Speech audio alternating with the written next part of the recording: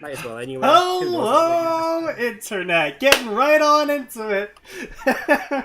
We don't have Max tonight, but we have LupineHorror, writer of Fate's Gamble. This is Fanfiction Contempt Theater 9001, where we're here to complain about fanfiction for the next 2 hours straight. God help us all. So, you actually want to link over that fanfic you've been complaining about? The one I'm reading right now? Yeah. Yeah, sure. Oh, we're just gonna start the night off like that. Alright. Yeah, we're just gonna start straight off like that. Right, where do you want the link? Just drop it in the Fic 9K section. Fic. It's Where am I on the looking? streaming tab. Alright. Oh, there you are. You're showing up as offline on our server. I'm like, why the fuck can't I find him? It's like, I it's keep 'cause he's forgetting to sign offline. in. Demon Right. magic. Yeah, I right. usually have it on invisible. Yeah, I get that. Max Force does that a lot too. But anyway. See, I'm just an asshole. I just fucking ignore people. Like, they'll be like, send me a message. If I don't feel like, I'll just be like, fuck you, I'm not reading this. Zex has just subscribed for another 8 months in a row. Thanks, Zex. Holy shit. His subscription message is title, his cerulean eyes, genre, drama, romance, summary, first fix, so I suck at summaries, don't like, don't read. Oh, that hits too close to home. It's probably an actual title. Yeah, you're right. His cerulean eyes. No, I'm almost certain that's actually a Harry Potter fic. Or fucking Naruto fic. Listen, I'm willing to bet $20 that if we go looking for his cerulean eyes, we'll get a hit. Born with. Oh, here we go. Batman Begins. Fucking what? What? Hold on, Batman Begins what? It's a Batman Begins Dark Knight story. Oh, God, no. No!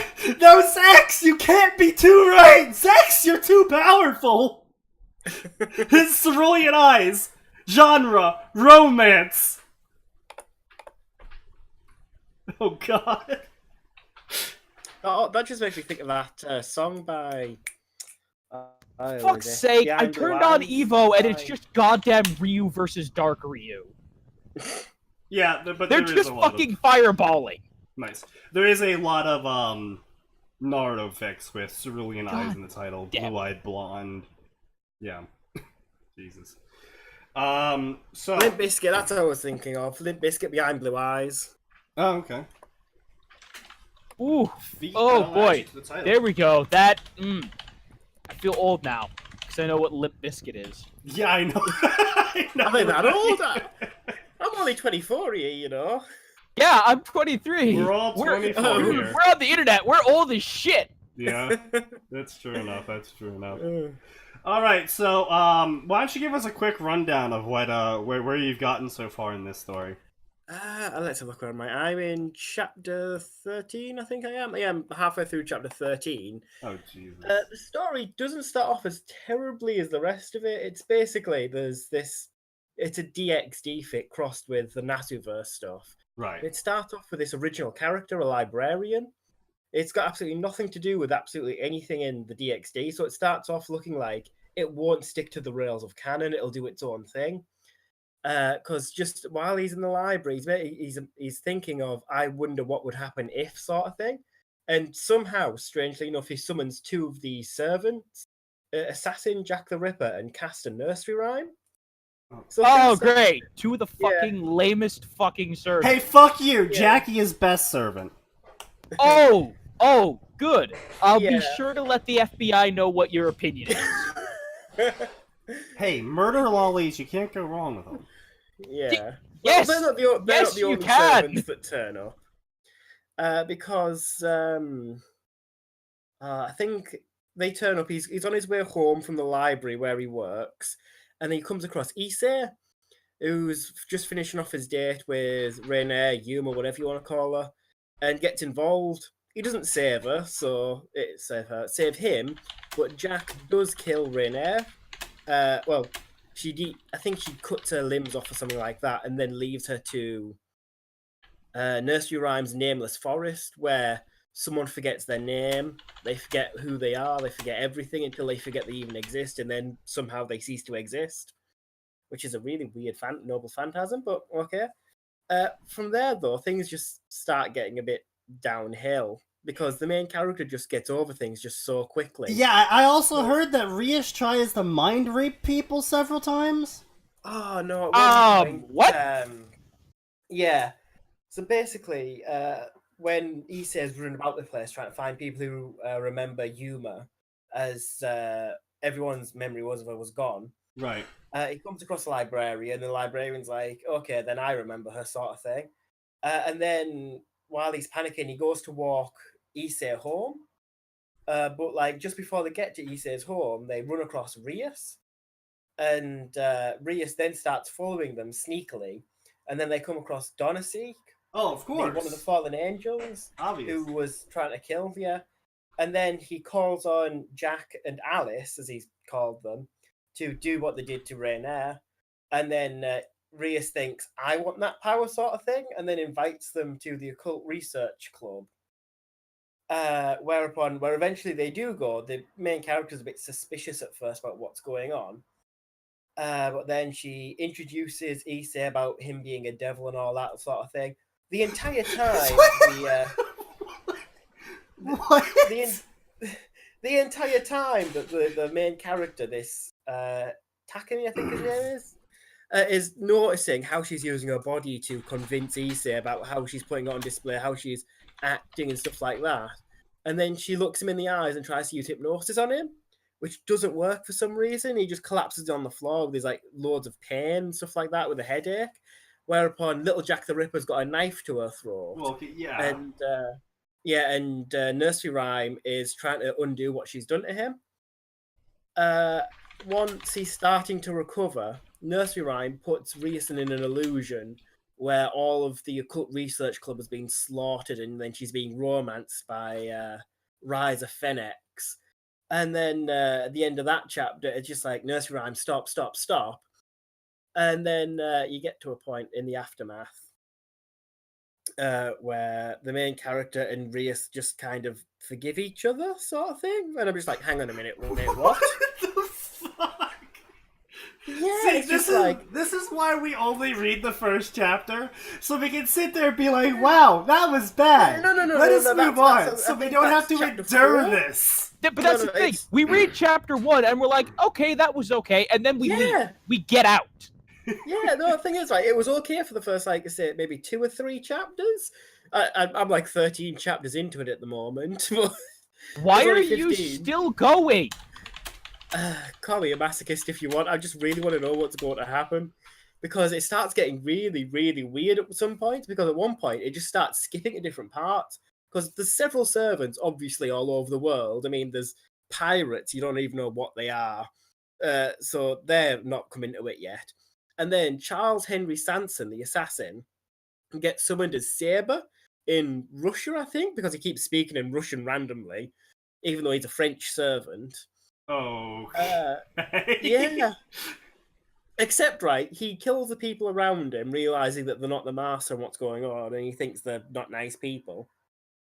And then he thinks, I need to go do justice. Japan's always got trouble, I'll go there. And that's how he ends up in Japan. He's now a doctor, apparently, in the local hospital. What? Well, Doctor Who hasn't turned up yet. Let me wait for that. Oh, wait, this is a Doctor Who cross? I'm sure the author will make it that one soon. No, basically, do you know when Issei first gets shown his first stray devil that shoots acid from its tits? That one. Yeah, for some reason, the main character decides to go along with Rias and them when she's describing what's going on with all that stuff to Issei. And at several points, this old man, I think it was like John Pewtree or something, it eventually just tells you who it is, who was like one of the earlier doctors, John Pertwee, who died in 1996, so he's one of the earlier doctors.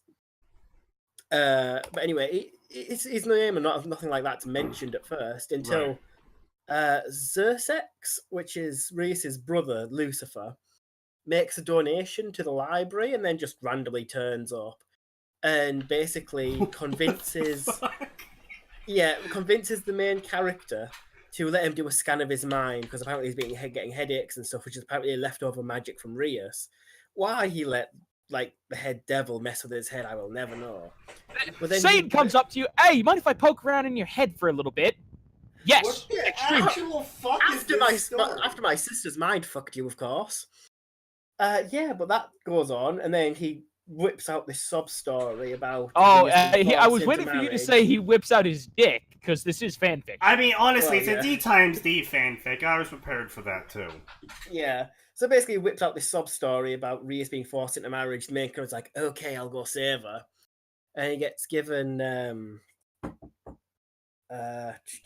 one of those summoning things that Issei got to use to get to the party. But then the guy who got mentioned a couple chapters back, the one who keeps randomly turning up, says, okay, I'll lend you a hand, here's how. So they end up at the party. Rise is like, ha, you're humans, you can't beat me. And then he sends one of his pieces out to just sort of knock him about a bit until Jack the Ripper gets in the way, cuts a weapon up, and then knocks her back. And when he's like, okay, so it might be light entertainment sort of thing. So then they start a fight. Nursery Rhyme's got this magic shield that protects everyone, while Jack's got the Misty Night up, so everything's really foggy. At which point she starts butchering. Also, don't forget the fog is also like murder. The fog is also murder. Yes. Yeah. Everything about her is murder. Yeah. So she's got her knives. She starts butchering Carlamine, I think it is at first. I think she's the night one, the one with the big sword. Can't remember off the top of my head. But anyway, she starts quite literally ripping her to pieces, tearing her organs out and breaking her bones and all this sort of thing. And then she starts using her curse on some of the others. Riser tells his bomb queen, I can't remember what her name is, Zwellen, I think? Something like that. To drop a bomb in the middle of them all. Of themselves, because they can't see through the fog. He knows this will get rid of most of his pieces apart from himself and his sister, but he deems it a worthy sacrifice because his regeneration could never be overcome. I mean, yeah, that's sort of Riser-ish. Yeah, so drops the bomb. The only two who last then is Riser himself and Ravel, his sister. Right. And then there's this, the main character, Takami? Yeah, that was his name. He drops this sort of grenade thing at their feet, but it turns out it's actually a tracker of some sort between dimensions and stuff like that. In which case, there's suddenly a laser. Okay, so they just have one of those. Good to know. No. The guy from before apparently gave it to them. No. That's not an explanation. Yeah, so that happens. Then the lasers apparently, if it's turned up, because the Doctor stole it from somewhere, we don't know where. Oh, of course not. Yeah, on 10% power, it's like overpowering the Phoenix regeneration, making them like nice and crispy chicken. Duh. Yeah. Okay, I mean, to be fair, laser is pretty hard to regenerate from. Okay, just say still, the laser showing up in the first place, it's just like, oh yeah, also, it's destroying a devil! Laser beams! Yeah. So anyway, then, never mind the power required for that. Yeah. So is this a wandering Max? No, I dragged Cruel in. Oh god. Right, so anyway, after this point, what happens next is they all just say marriage is over, and then they go back home. But then they find out that the guy who's helping them is actually the Doctor. And Doctor Who is actually a TV show in this version of DxD, so Takami knows who he is because he's Wait, so the actual Doctor from Doctor Who shows up? Yes, and the Doctor Who is an actual show on TV. Christ! In this fanfiction, yes. Wasn't there another thing like that? No, you don't understand. Dude, this is a D times D fic, in where self-insert OC summons servants from the Fate Stayverse with no explanation given. Proceeds to get into some wild shenanigans. More servants get summoned again with no explanation given. And then Surzex convinces Librarian to fight Rias's battle for her to free her from Riser. and then Doctor Who shows up with a fuck you laser beam of death. I was going Yes. to ask you whether it was at least well written, but I think that answers the question. Well, I'll give you an idea of how well written this story is right from the start. The author starts off by talking to themselves with several different personalities. Oh, no, actually, it's not them talking to themselves. It's some of their characters from their different fics that are talking to each other. No, wait. This person has put multiple OCs and multiple fics, and they're all talking to each other. In the Yes. author's note. Is this a Fairy Tail Dragon Slayer fic? Because I'm No, it's a genuinely common sure. writer dimension fic. I have no idea who the fuck that is. Yeah, you don't want it. Yeah, you don't. Anyway, after that happens, we find out that there's another guy with servants out there. We don't know who he is. We've worked out several of his servants so far, even though their names haven't been given, who are trying to take over the world with a mind-controlling tea. Lupine, are you a fucking Geordie? No? You're gonna sound like one. No. Anyway, so we find out that there's apparently this tea, which is super poisonous, which is meant to be a mind control tea. Then they found out that the ingredients are lots of hormones and stuff like that. So it's apparently a love potion. Also, pheromone tea. All right. I'm going. Yeah. Okay, look. I'm just gonna have to ask you to stop. This is. Yeah, alright, so we're Yeah. gonna quickly cover the first chapter so everyone can get an idea of how well written this entire plot has been so far. Look, I'm gonna go get my pizza out of the oven. I'll be back in a minute. It's quarter past midnight for me. Alright, so, holy shit, we're gonna start off with some walls of text and, some super self-aware, I just noticed I'm working in a library, self-insert, who, suddenly, for no reason, is sitting there contemplating about how he works in a library now. Even though he's been doing it for several years, apparently. Linkin Park music plays in the background. I've been working at a video store for a few years now. Why am I still working here? Oh Because yes, nobody it has is because of the music. atmosphere. I just love the atmosphere of the library. So silence. I mean, I guess, yeah. Not silence. But as in- you don't understand, Cruel. He hears the stories. Yeah, I did too. Then my doctor helped me, gave me some nice meds. No, like you said. I what? Also, apparently, the author finds it relevant to mention that the self-insert of C is infertile, and that's why he's playing Linkin Park music now. Oh, I forgot Is that. he actually?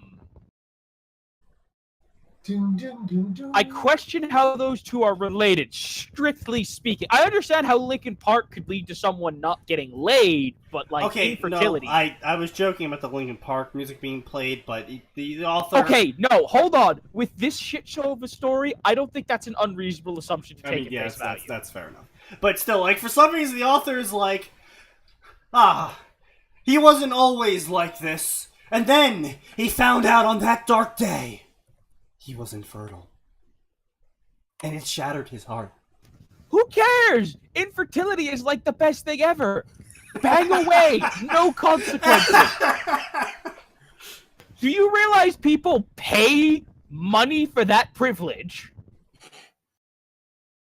They pay a lot of money to get that privilege. I mean, you're not wrong.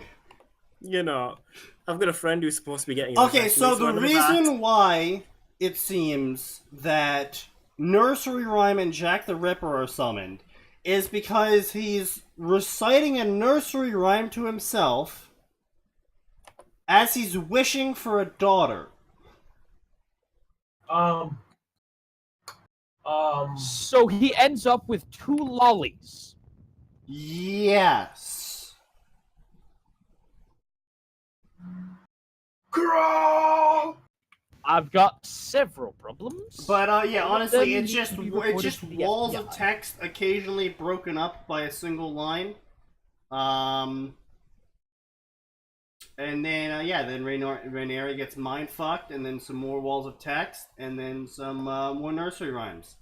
So yeah, that's the Some of those nursery rhymes are adapted from other things, and other ones are the ones authors written themselves. So their quality Varies. Wildly from passable to complete shit. And there's at least one per chapter, sometimes 2 or 3. I love this author's note. I suppose I'll end it here. So tell me, what do you think of this story?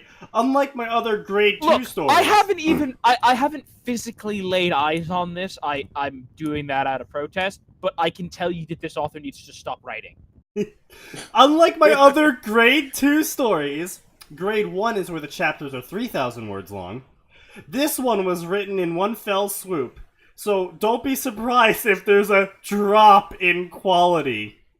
Oh, wonderful. Oh, there's a drop, all right.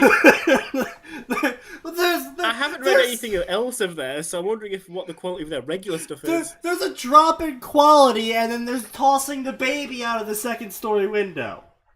The second... No. The baby might live coming out the second story. This is like going up to the top of, like, the observation tower of, the, like, I don't know, the New York of the Empire State Building and saying, well, it's been fun, and just hucking it out the window. I do want to know what their kind of grade 1 stories are considered, but since I don't know, Xenoblade, I don't know anything about that. Legend of Zelda Ruby Cross. Yeah, sure. Oh, Why not? Why not? No! Listen, I have read one good Legend of Zelda Ruby Cross, but one written by a very good writer. So. Warrior well, of if the you'd Wild. like to link that, I'd actually appreciate that. That one's very personality based and everything. It's very well done though.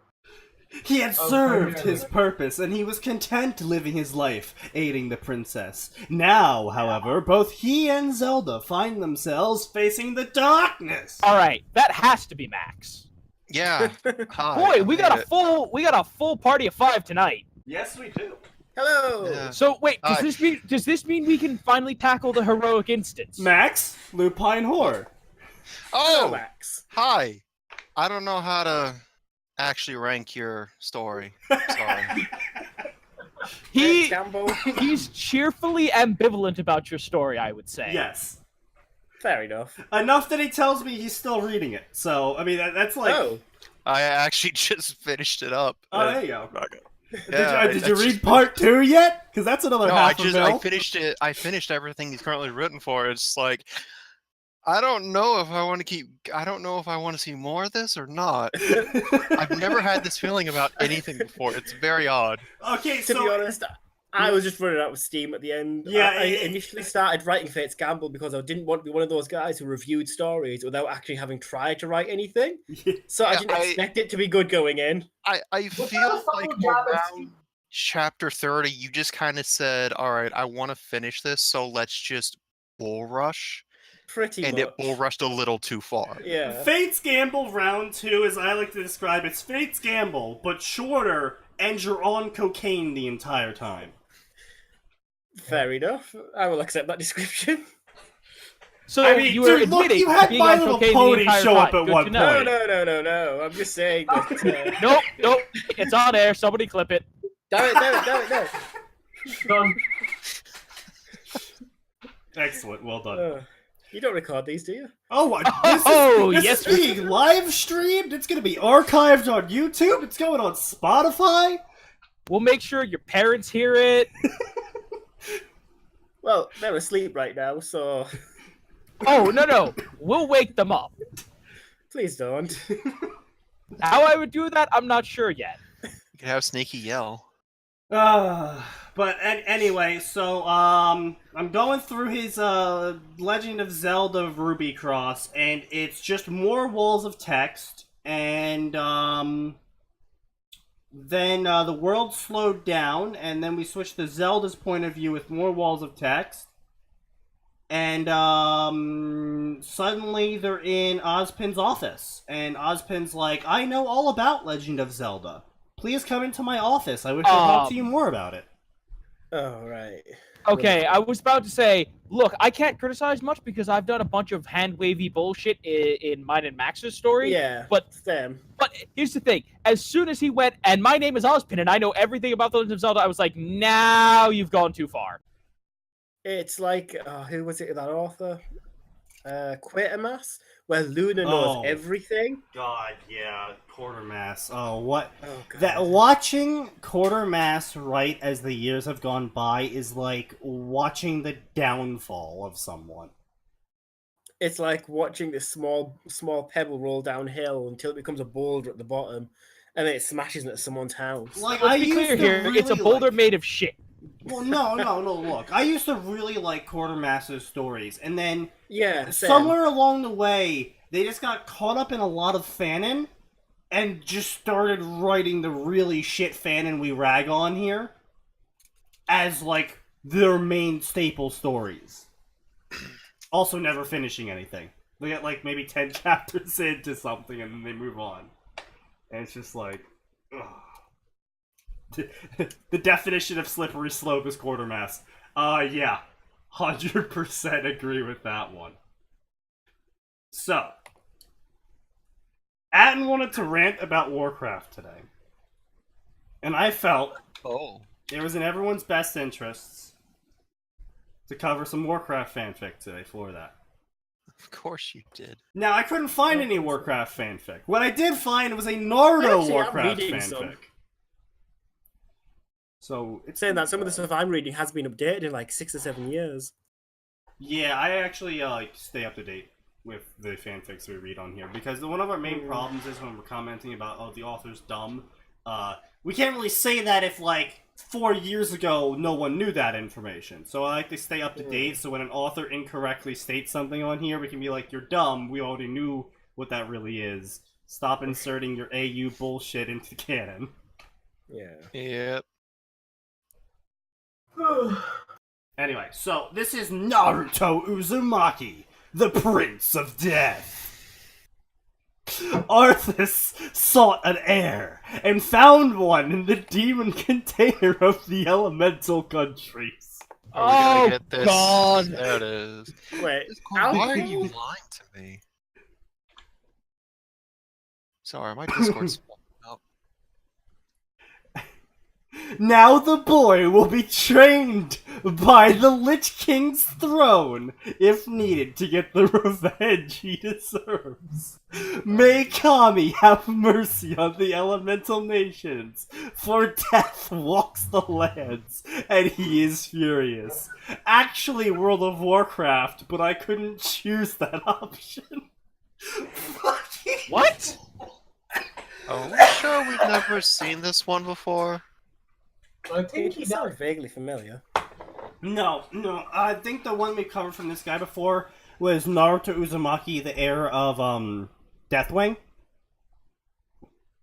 Okay. No. That might have been it. Or we might have previously read, because this is apparently a remake of the original story, The Lich King Reborn, so we might have read that one. Oh god, this is a fucking long Jesus Christ! Oh my god, this is all just an author note. What the hell? Oh, it's actually an author. I thought he just stopped bolding, and he forgot to stop bolding stuff. Wait, what the fuck? Wait. Hello everyone, welcome to the Please. blah blah blah. Please don't tell me he's one of those authors that makes their entire first chapter an author's note. No, he's not. It's just a really long author's note. Oh boy. Yeah, we read the original back in episode 70-ish. Thanks, Isley, the archivist back at work. Well, someone keeps track of it. Oh, Awesome, yes, that's- Isley is our archivist. She knows everything that we've done. Oh dear. Someday, when we have money, we'll be able to pay her. Yes. Someday. First pay yourself. I mean, Jesus Christ, the sneaky's not even getting paid right now. I'm not even getting paid. I have yet to receive any actual money from Twitch. You still haven't hit £100. I have not hit 100. No. How? I have 3 subscribers. But Give I've me been a break. Wow, like easily at least half a year. Look, I get around $8 a month from my subscribers. I used to have someone who gave me lots of bits, but they stopped doing that. I mean, bits are kind of worthless. They kind of are. Like, considering, for one, bit prices are weird. It's 1 cent to 1 bit. 1 US cent to 1 bit. Yeah. Anyway, so Naruto will be his surrogate father. I think the main purpose of bits was because the person you're donating the bits to gets all the money of the bit. The purpose of the bits was sort of to prevent people from doing the donation scams, where they would donate like $200 and then request a refund. Don't you have a Even though PayPal specifically set something up to stop that. Yeah. Yep. The payment delay. Anyway, Naruto will be his surrogate father. Wait, who's Naruto's surrogate fathering? Naruto. No, We he's like his surrogate father. clearly he's going to be a surrogate father for Arthas because Arthas killed his own father. Well, that Okay. makes. I mean, I guess we'll find out. He will be a butcher to his enemies as his father was, but he will not slaughter those who are not in his way. He will gain the trust of his people, which will be a gauntlet in of itself, and he will protect them. No, listen. He's being raised by the Lich King. No, I'm sorry, author. You can try to have him be a good person. He won't be a good person. He will possess Death Knight and Necromancer powers, while being able to command undead. He will have a Ruin Blade, and it will also steal souls. Oh, you mean like So that he's got the thing soul- he's got only the Soul one Reaver, does he? does? Only one Ruin Blade does that.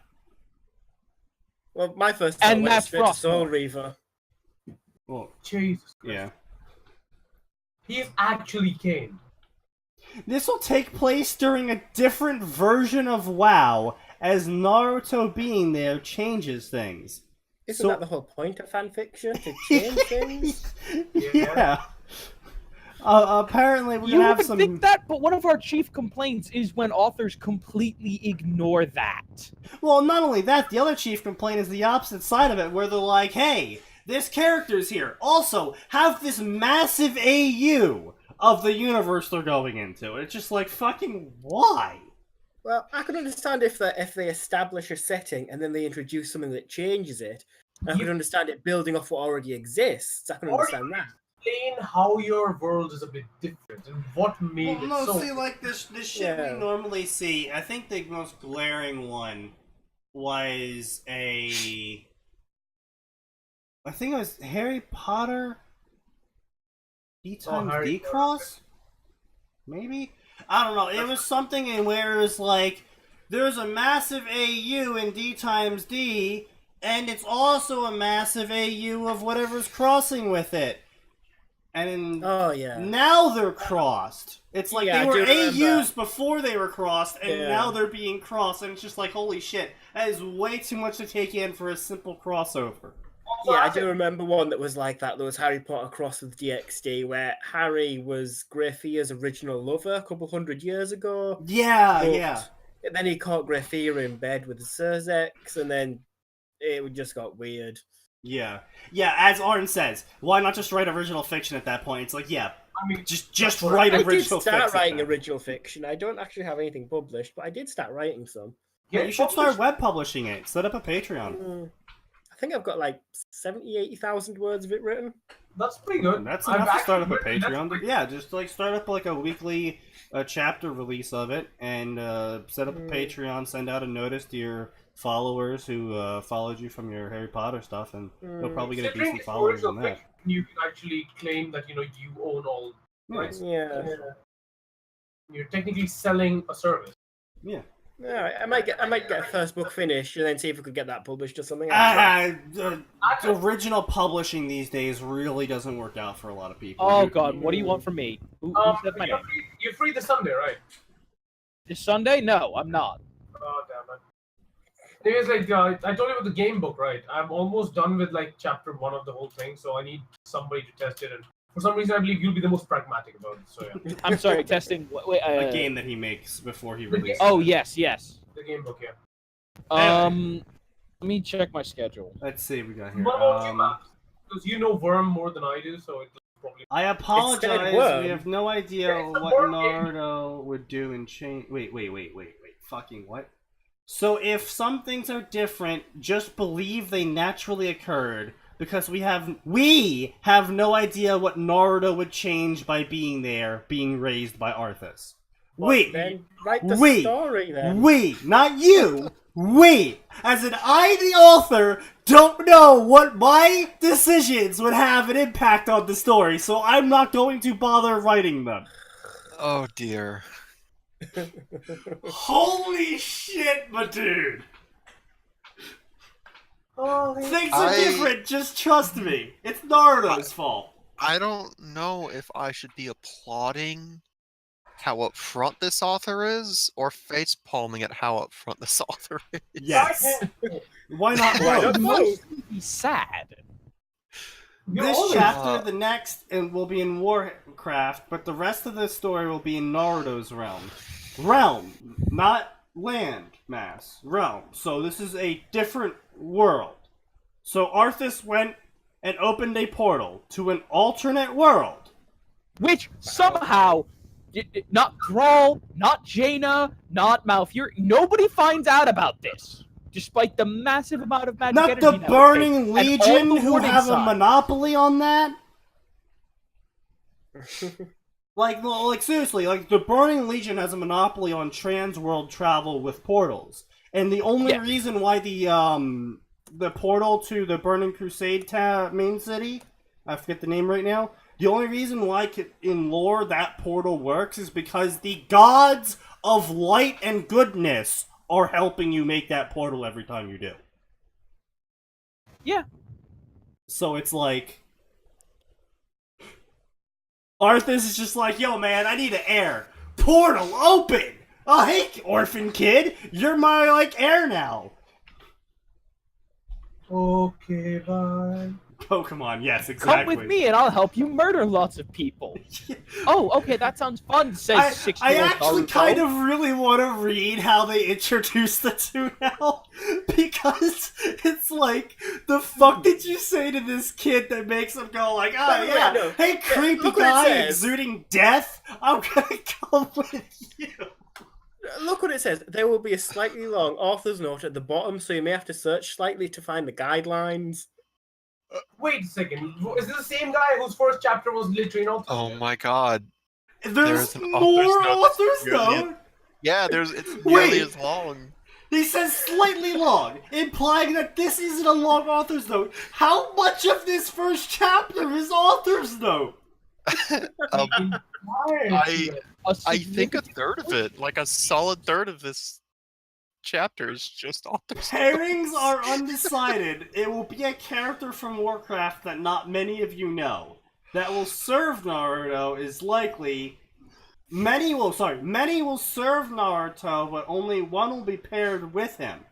So Only give one will opinions serve about his that. cock. However, check the bottom for the guidelines on giving your opinion on who should be paired with Naruto. Oh, we're going to ignore all of that. Some inspiration goes to VF Snake for his fix. Go read his fix. Okay, I actually can say VF Snake wrote mildly tolerable fix. Yeah, he hit a lot of fanon and Yeah. very similar tropes. It was always Naruto was betrayed. He came back because he was a different person in a different world. He gets Hinata plus some others, and he kills everyone. He wrote feel-good stories, and then I think what's the other guy? The Engulfing Silence was pretty much the same. They wrote feel-good stories. Okay, so we're starting off with an AU Arthas already.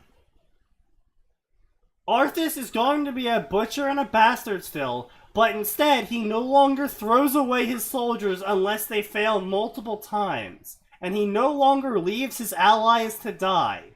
So he's eco-friendly. This will be elaborated No, more in listen, this chapter. here's the problem though. That's not eco-friendly. Because if you aren't getting rid of your soldiers, your supply is going to stay way too high. What the And if your fuck supply is too high, Also, AU Oh, Frostmourne, you don't want that. that transfers a small portion of the power away from the souls it slays, unless the soul gives its power to Arthas. what? What? What the fuck is... I don't know. I know next to nothing about Warcraft, and that doesn't sound right. You would be correct in that is wrong. Actually, I think all I know of Warcraft has been picked up from me asking, that doesn't sound right. Is that right? And you guys explaining why that is not right for And fixed. that's how I learned about D times D. Oh God. And religion. Naruto has been everyone from Tia Hirabel to Sauron. That's Yeah. the VSPX stuff. Yeah. He's also been with everyone. Yeah. Yeah, but he's always with Hinata though. Hinata's the Also, one this who's chapter always will loyal. take place over the course of 15-year time skips. Okay, now to be fair, we did the exact same thing in Two-Step Goodbye, but I don't know. This is kind of a more significant change. But we spent like a good 5k words building up to a time skip that was kind of necessary. Yeah. But still, it's just like, it's kind of a massive change for Naruto to go from happy-go-lucky orphan to, I'm going to genocide people, but... yeah. But hey, different folks. Let's see. This is set 4 years after the Kyuubi attacks Konoha and 10 years since Arthas awakened. But this timeline will be different from how the games progressed, since Blizzard wants the bad guy to lose, and I am changing things up. Okay. Okay, look, I don't mind stories where the bad guys win, but it's kind of massively important that Arthas fail, because if Arthas does not fail, everyone dies. Yeah. Or the story's I over. find that that's a bad thing. Yeah, I mean, have you ever found the volition of peace? have you ever read the first Artemis Fowl book Yeah. No. by Owen Colfer? In Yeah, that it's one, Artemis is kind of a villain protagonist because he is kind of like kidnapping someone and holding them for ransom. Oh god! You know what I was complaining about Walls of Text before? That's not as bad as some I've seen. It's worse now. Oh boy. The Black Baron of Rhinebeck. Everyone dying sounds pretty solid. I mean, I'd be up for that. With disclaimer. Oh, this disclaimer, of course. You know the drill. I don't own Naruto anything but a few ideas and characters. If I owned Naruto, he would have been at Kakashi's and Itachi's level when he was 6. Okay, retard. No. I'm always going to point this out when they get especially dumb with their disclaimers. A, you actually don't own anything here. Because you're posting this fic on fanfiction.net, you don't own anything in the fic. You don't own jack. Even your own original ideas and original content that you add to your fic, you don't own that either. Because fanfiction.net owns that by their user agreement. Mm-hmm. So, yeah, that. You know. But, also, right here tells me that the author doesn't know how to write a story. I mean, wasn't that obvious? Well, I mean, yeah, it was obvious by the rest of the author's note, but it's just another indication. It's just more red flags, except instead of death flags, it's I'm gonna die of alcohol poisoning flags. I mean, you already are, and we know that. I mean, I've just been steadily drinking this entire time. I mean, so have I. Sounds normal. I would have go grab some alcohol, but everyone's shut now. And of course, we have that thing before or after 8 in the UK, so. Oh, yeah. Yeah, it's That's right, you close to guys one in the actually have morning. alcohol I was gonna laws. say, yeah, here's the thing. In places like Texas, the only rule for beer is don't have it open in your car. Oh, Or Florida, where you can get takeout beer and guns from the same store. you. What? Welcome to the South. Literally, it's this gun and beer store that has a drive-through window. Is it actually called Gun and Beer? Yes, its title, the big neon letters they have on the front of this store is Guns, Ammo, and Beer. So, I don't know how those things mix. What do you like? Pick up a 6-pack and your Look, friend? Okay, look, Kilm, it's very simple. The South is efficient when it wants to be. That's all you need to know. It's not look all efficient now. I don't get. Listen, It's the America. South, You no, walk the into South a is shop and extremely get a efficient gun. when it comes to two things: guns and booze. Yes. What about fucking their own cousins? That wouldn't do. Look, they're No, not no, too no. efficient. You don't at need that. any government mostly regulations for Alabama, that. You just though. do that. That's mostly Alabama. Yeah, that's See, Alabama is what the South makes fun of.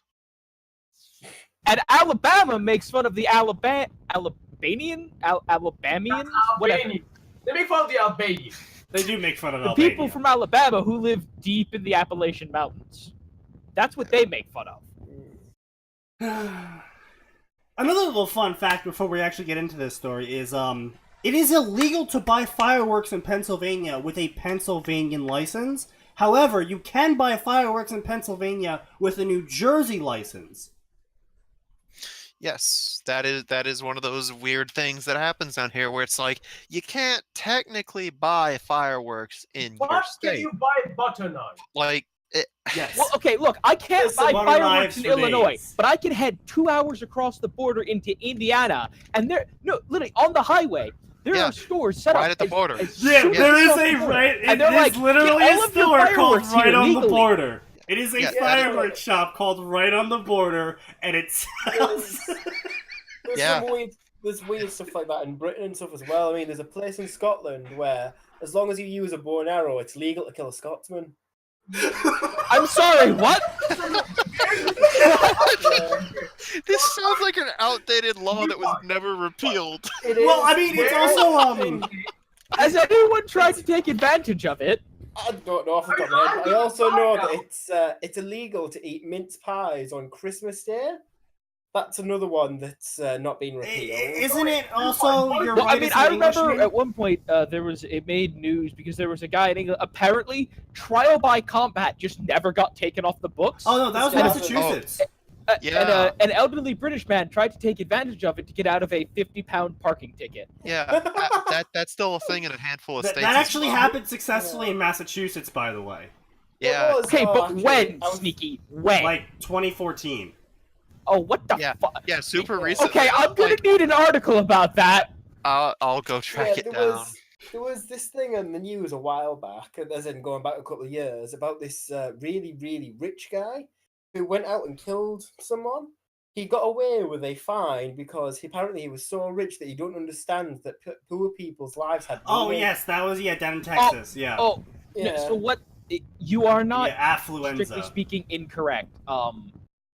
But what happened He was cited mental illness. It's not that he got basically away he with cited that he didn't have any common sense or understanding of how to act because he'd been so sheltered from consequences his entire life that he legitimately didn't know that drinking and driving Oh. was a bad idea.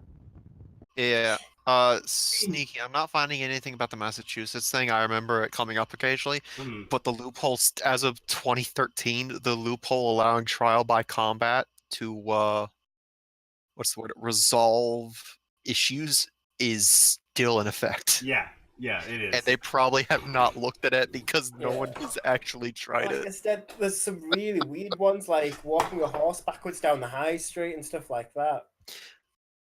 Oh yeah, and I love looking up weird old laws that were never repealed. Like in Georgia, there was a specific thing about was it you can't tie a zebra to a lamppost on this day for some reason. It's Oh, like, good. So where the It's just- fuck did that even come from? Also, guys, I that's what I believe wanna it's know. still legal to be armed in England with a bow and arrow as your. It's like mandated, sort of Yeah. still, or something like that. guys, I want to point out, legally, thanks to the Black Baron of Rhinebeck in our chat, we know the Uniform Code of Military Justice missionary position is the only legal position. yeah, it's also stuff like legally, English people are supposed to have a mandatory 2 hours minimum of archery practice per week. Yeah. Yeah. Yeah, there's some really weird old laws.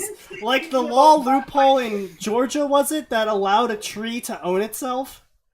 Yeah. We have the tree that is its own citizen. Yeah. I've heard That- of that one, actually. That was one of the weirder things that I learned about the South that day. Yeah, I don't it's be a baffled. tree that was gifted land to it by the person who owned that land in their will when they died. And because Oh, of how yes, this is the U.S. greatest thing laws ever. work, by owning land and being a natural-born U.S. citizen, a natural-born person in the U.S., you become a U.S. citizen. So the tree legally owned the land it was growing on, and they could not remove the tree without the tree's permission. No, and when that tree died, And you can vote. It dropped seeds, and that Oh, tree yeah. was determined to be its legal descendant. Yes. Yeah. the So son that of tree the still owns itself. Yeah. And that tree can vote.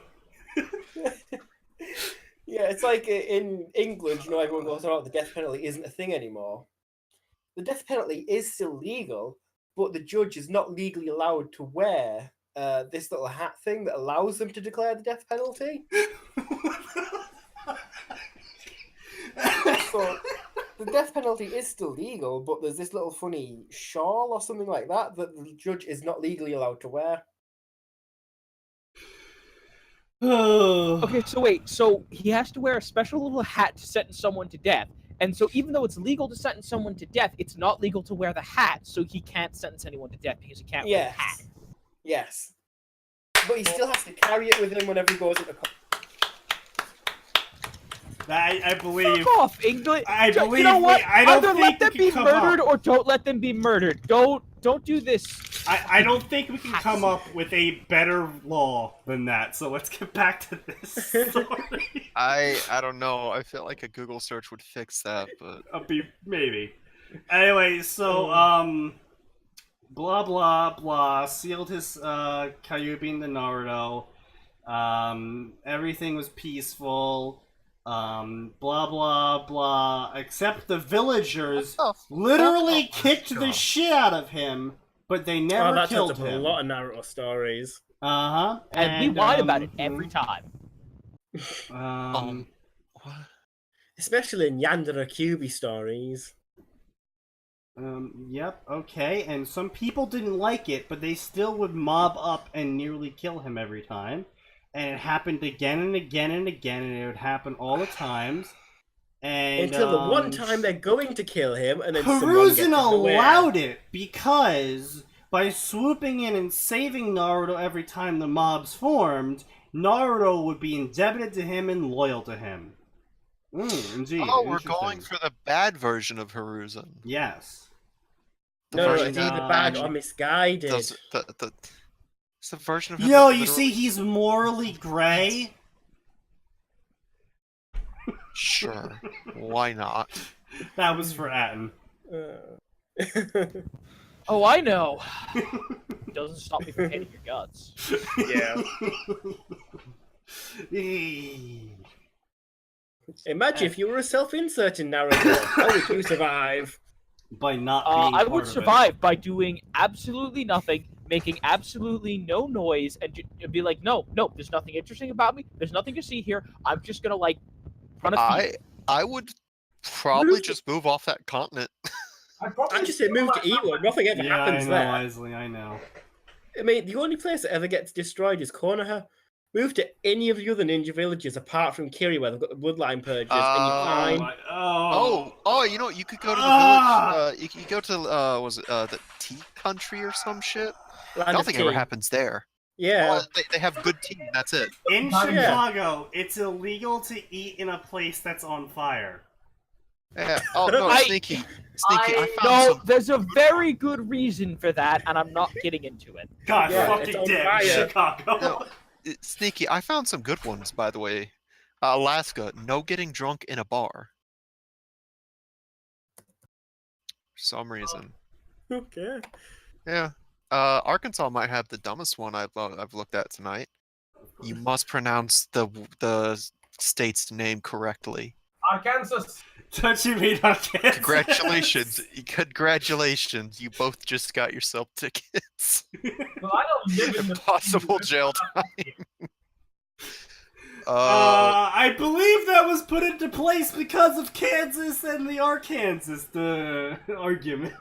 Probably. Right, yeah. An English one is we're not allowed to import Polish potatoes without notifying the police. Oh, this scares me about Florida. What's No, why no Polish selling potatoes? children. I don't know. Wait, what about what Florida? I can probably give you an insight to that. What was it? No selling children. I don't want to know why someone felt the need to make that into a law. That's because a lot of children's sales go there. Georgia. Wait, what? This is a Oh, law? yeah. Do you know the not being drunk in a pub thing? That's been a thing in Britain since 1872 as well, apparently. Yeah, they just kick you out if you get drunk in a pub. Oh my Yeah. god. You're not allowed to eat fried chicken with utensils. It's illegal to wear armour in Parliament. This An was a offensive- publicity stunt in 1961 that was never repealed. No, listen. Here's the thing: they are correct, and anyone who eats it with utensils is wrong. Yeah, What no, the fuck, Georgia? This is a very badly defined one. It is illegal to handle a salmon in suspicious circumstances. What is a suspicious circumstance? Like, wait, does this mean I have to be like the Joker and have like the Joker gas with a smiling fish, or is it like putting the fish near my dick? Come on, you got to be specific here, England. It's literally in 1986, a poaching law states it is illegal to handle a salmon in suspicious circumstances. It doesn't matter if it's legal or illegal, as long as it's suspicious, you're not allowed to do it. But how does that work? I just need to know that because I live in this country. I need to avoid this problem. Yeah. Another one is all beached whales and sturgeons must be offered to the reigning monarch. So, okay, that's what you do to the feminists, right? God fucking damn it. Okay, but here's the thing: you guys live in the UK. Now that you know about the suspicious salmon handling circumstances, you can trick your enemies into handling a salmon in a suspicious circumstance. Have a cop nearby and be like, "Look at him! Look at him! Look what he's doing with that salmon! It's suspicious." No, as we've all seen, Atin, it's clear the police in London don't know their own laws anymore, as one actually admits it on camera. Yeah, I mean, look at this one. It is illegal to carry a plank along a pavement, as well as any ladder, wheel, pole, cask, placard, showboard, or hoop in the Metropolitan Police District. Why? I don't know. It's illegal. It's an offence to be drunk and in charge of cattle in England and Wales. It's an offence to I'm not beat or surprised, shake no. any carpet, rug, or mat except doormats before 8 a.m. It's illegal to jump the queue in the tube ticket hall. And it's illegal to activate your burglar alarm without first nominating a key holder who can switch it off in your absence. And if a policeman is asked by a pregnant woman for their helmet, they are legally enforced to hand it over so they can pee in it. What? What? Why? What in the fuck, England? What in the fuck, Danes? Danes, why?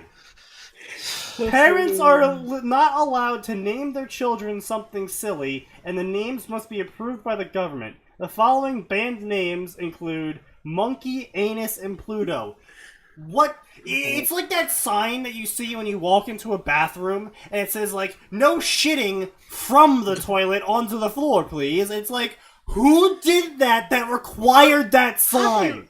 Have you seen what some of these Yeah. celebrities call their kids these days? Okay, look, Northwest was pretty fucking clever. I'm sorry. What did you say? Northwest, Kanye West's kid, Northwest. Yeah, okay, no. That Listen, was clever. one's clever. That was clever. Shitty, but clever. No one man should have all that power. Yeah, there's Well, those here's people the who thing, name here's their the thing, kids after where they're conceived. Like, they've got kids named bathroom, kitchen, and stuff like that. Well, here's the thing. As much as I disagree with many of the things that the U.S. social services do, they are actually empowered. If a kid's name is so bad, is too bad, they are empowered to take a child away. Yeah, So, like- my mum was. So, like, for instance, a yeah, couple the Hitler named kids. they literally named one of their kids Adolf Hitler. Yeah. Social services was like, you don't get to have a child anymore. They- He's legally getting his name changed. Oh, yeah, with the other ones, like, Goebbels and shit like that, and the Yeah. social services only found out because they tried to go to ShopRite to get a cake with Happy Birthday Adolf Hitler on it. I believe that was the case. Yes. Yeah. So, anyway, Arthas is lurking in the shadows, right? That's glowing right. blue. We were reading Warcraft. Glowing blue, keep in mind. Lurking in the shadows. And then, He's glowing. yes, he's glowing. The In first! the shadows. Several people are actually in the shadows with him. The first is Arthas Methanol. How big are these shadows? Menethil? Big. Listen, Menethil? he's got Menethil. Sylvanas with him. It's a magic rogue shadow. The Dark Knight turned Lich King. The man was named Thalric Malwarn. I'm fucking not to pronounce it. I butcher that? I probably butchered Malwyn, I think, Malwyn? probably. Arthas' most trusted captain when they were humans, and now Arthas' most trusted Death Knight and commanding general of the Death Knight Order. The skeleton was the wizard turned necromancer turned lich, known as Kel'Thuzad, who was Arthas' major domo. Author note parentheses, advisor / trusted confidant. No. And the last was Varisa Windrunner, younger sister to Sylvanas Windrunner. Author's note parentheses, this is not an original character. And Shadowhunter and They are Cerys. correct. That is not an original character. They are correct. They are incorrect, however, if they think that anyone gives a shit. And Shadowhunter in service to Arthas of her own free will, after she aided in the destruction of Quel'Thalas. And then was killed by her own people before Arthas resurrected her. I don't remember the part where Varisa betrayed everyone. She did. She did? At least I'm pretty sure she betrayed everyone. I thought she was killed when she was a scout, and then resurrected and forced to, like, show him the back ways. No, wasn't it a soul No, resurrected then I was stuffed saying, into you're some thinking random of body? Sneaky. I'm pretty sure you're thinking of Sylvanas, not Sylvanas' younger sister. Varisa. Well, no, Sylvanas was killed at the battle itself, but wasn't Varisa just scouting out ahead and was killed? I don't Google. believe Let's so. have a look. Max! Varisa Windrunner, What? nicknamed Little Moon. What's up? Da, da, da. I'm thinking of Sylvanas, okay. Yeah. I'm pretty sure you're No, thinking of Sylvanas. Varisa's still alive by the looks of this. Both of the sisters are alive, although Sylvanas is undead and Illyria's whereabouts were unknown until she was found in Argos. Oh, okay. Yeah, she's still alive. They are hopeless, Right. blah blah blah. Spare the boy, Kel. Prepare the gate home. We're taking the boy with Yeah, us. she's the right hand. She was the right hand of Jaina Proudmoore. Huh. Yeah.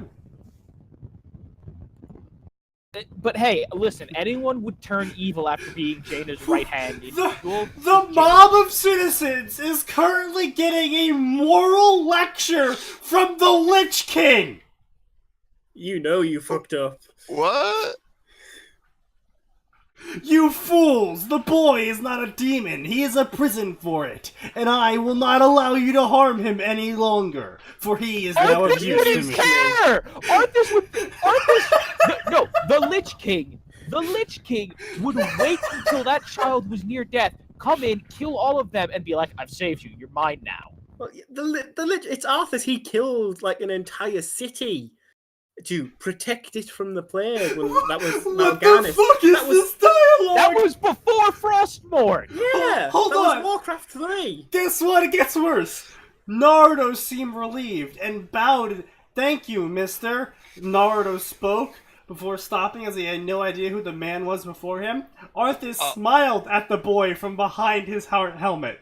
Arthas Methanol. Yeah. I am also known as the Lich King and the leader of the Undead Scourge in a world called Azeroth, which lies beyond the boundaries of this one. It's an honor to meet you, Your Majesty. I'm Naruto Uzumaki, sir. You are very respectful, young man. I feel I must ask you, do you know why they attack you? Sneaky, breathe. Oh, no, it's not. Breathing isn't the problem. The problem is that his lungs are terrible, and he's going to cough. All the things to be bad at, he decided to be bad at breathing. And everything else. It's a work in progress. Max has had to deal with it for 8 long years now. Hasn't killed you Yeah, yet. when did Naruto talk like this? He's the one who calls Yeah, Hokage old man. yeah. Naruto Well, doesn't respect anyone.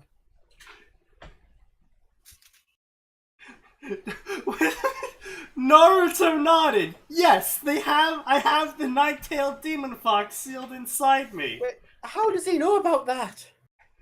Because contrivances. Author's note brackets.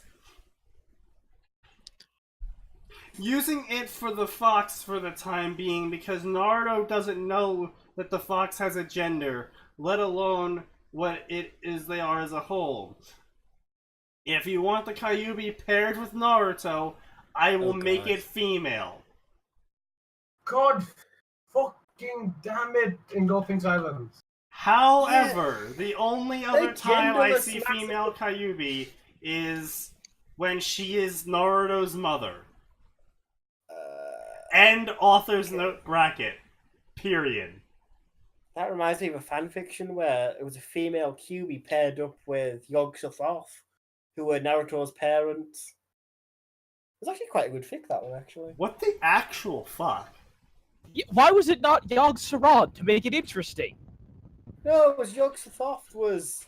Something was going on, didn't have access to its full power, ended up marrying the Kyuubi, who became like parents to Naruto. It was weird, but it was actually pretty well written. Apparently, Naruto is also in communication with this fox. Okay.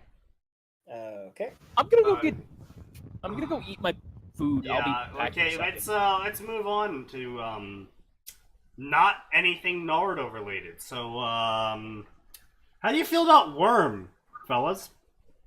The stories are very hit and miss. I'm trying to understand Worm for the long. Prepare for a lot of miss.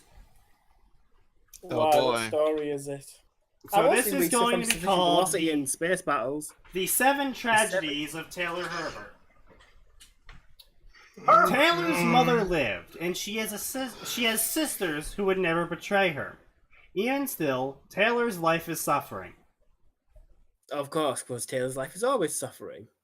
The first tragedy happened when Taylor was only 5 years old. She and her father were traveling down the boardwalk. Danny had gotten a day off from his job and had decided to spend it with his daughter. He'd invited an aunt, but she had work to do. Some details in the handouts that needed to be rewritten that she'd only noticed a half week before the course was scheduled to begin. Now, I'm going to start off by commenting on the fact that the author is using contractions of the informal variety in their formal narrative. Not much else to say on that. Don't do it. Wait, don't you do that? No, I Yeah, I do that when it's first person narrative and when it's speech and thoughts. Yeah. But Thoughts. not third person narrative. No.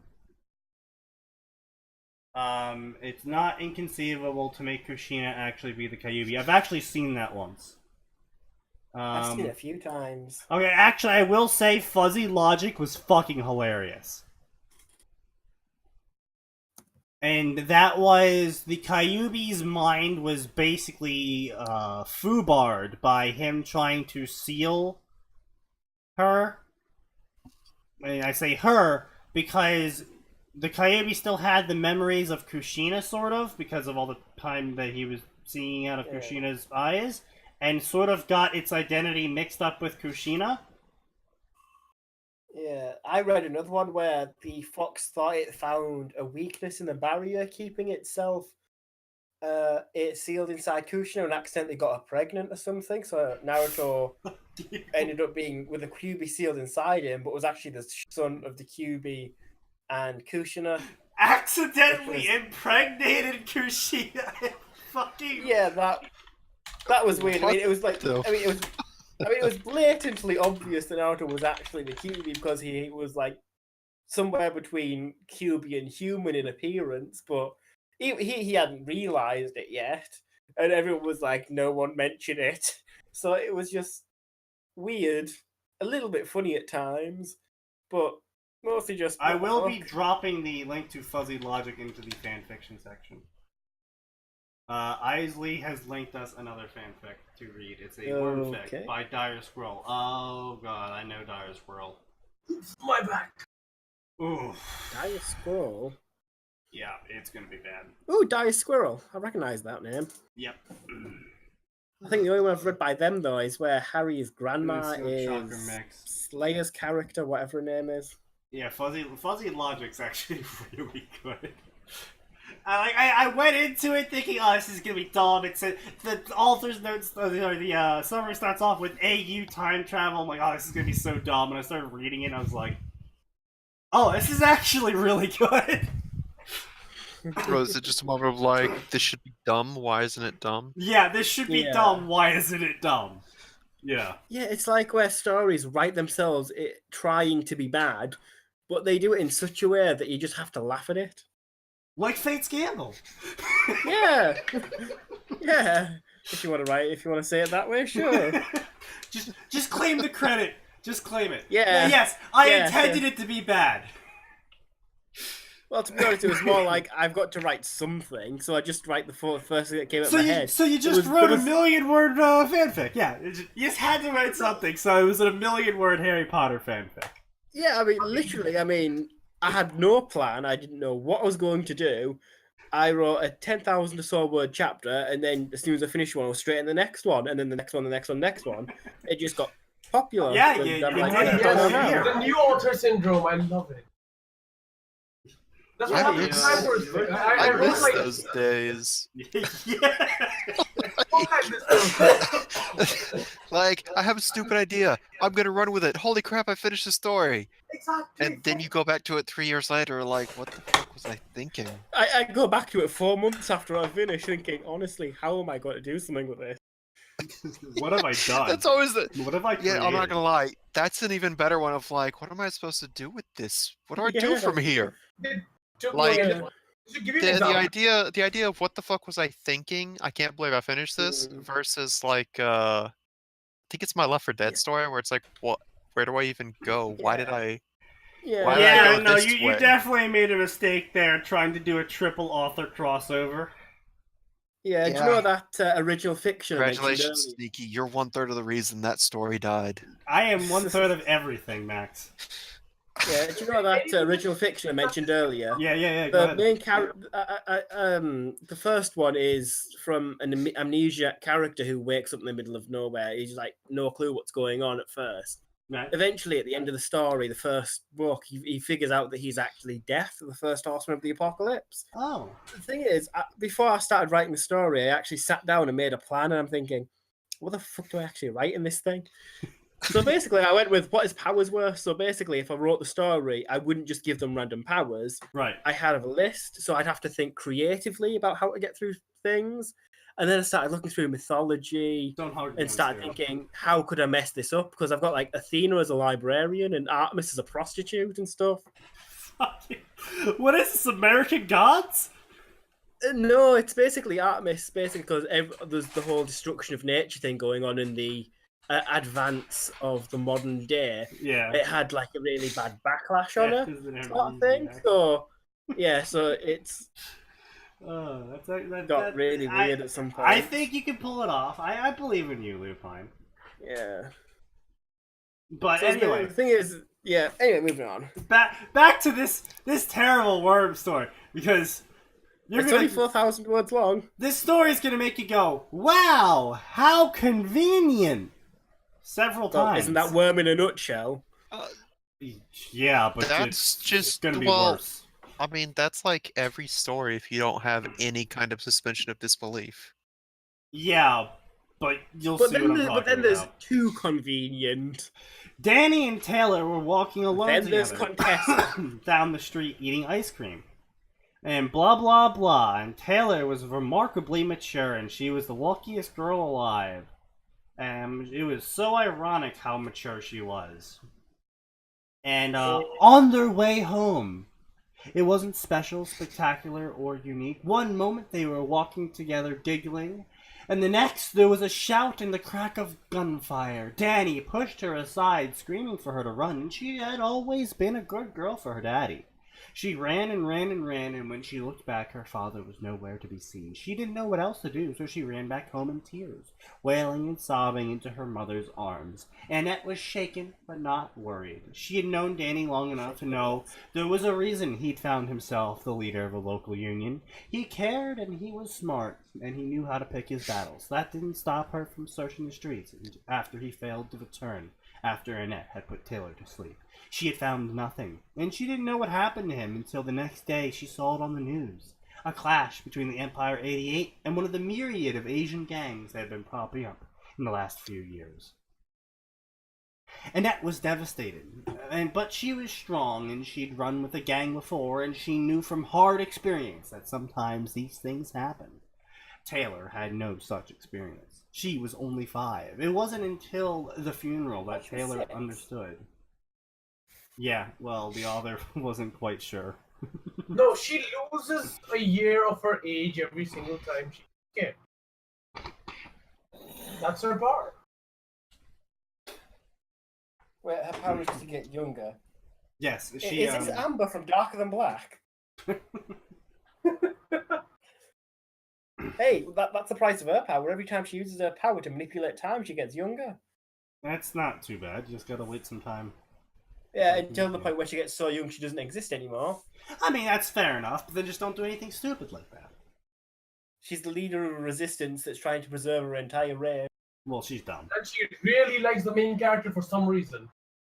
Hey, that makes no sense. Have you ever read the manga for Darker Than Black? It's 2 volumes, which has got absolutely nothing to do with the anime. No, The have anime is... you seen the second season? I like to believe it doesn't exist. Yeah, and same for the OVAs. The OVAs were weird, but the second season was just terrible.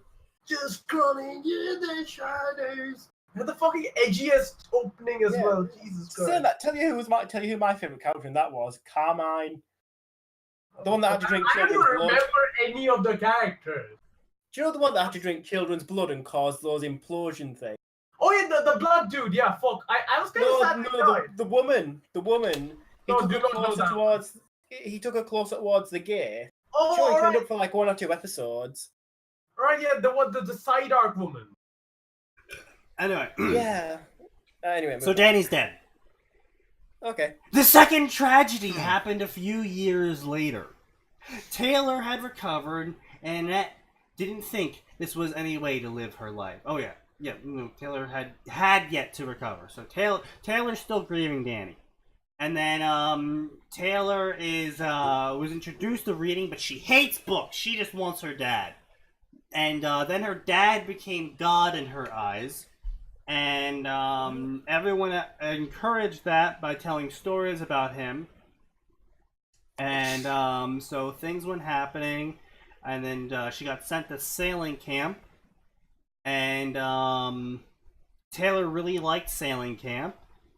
And then next Tuesday, when they were coming home, they went to go meet up with Zoe, who had been out of town, and Annette was hoping to rekindle their friendship.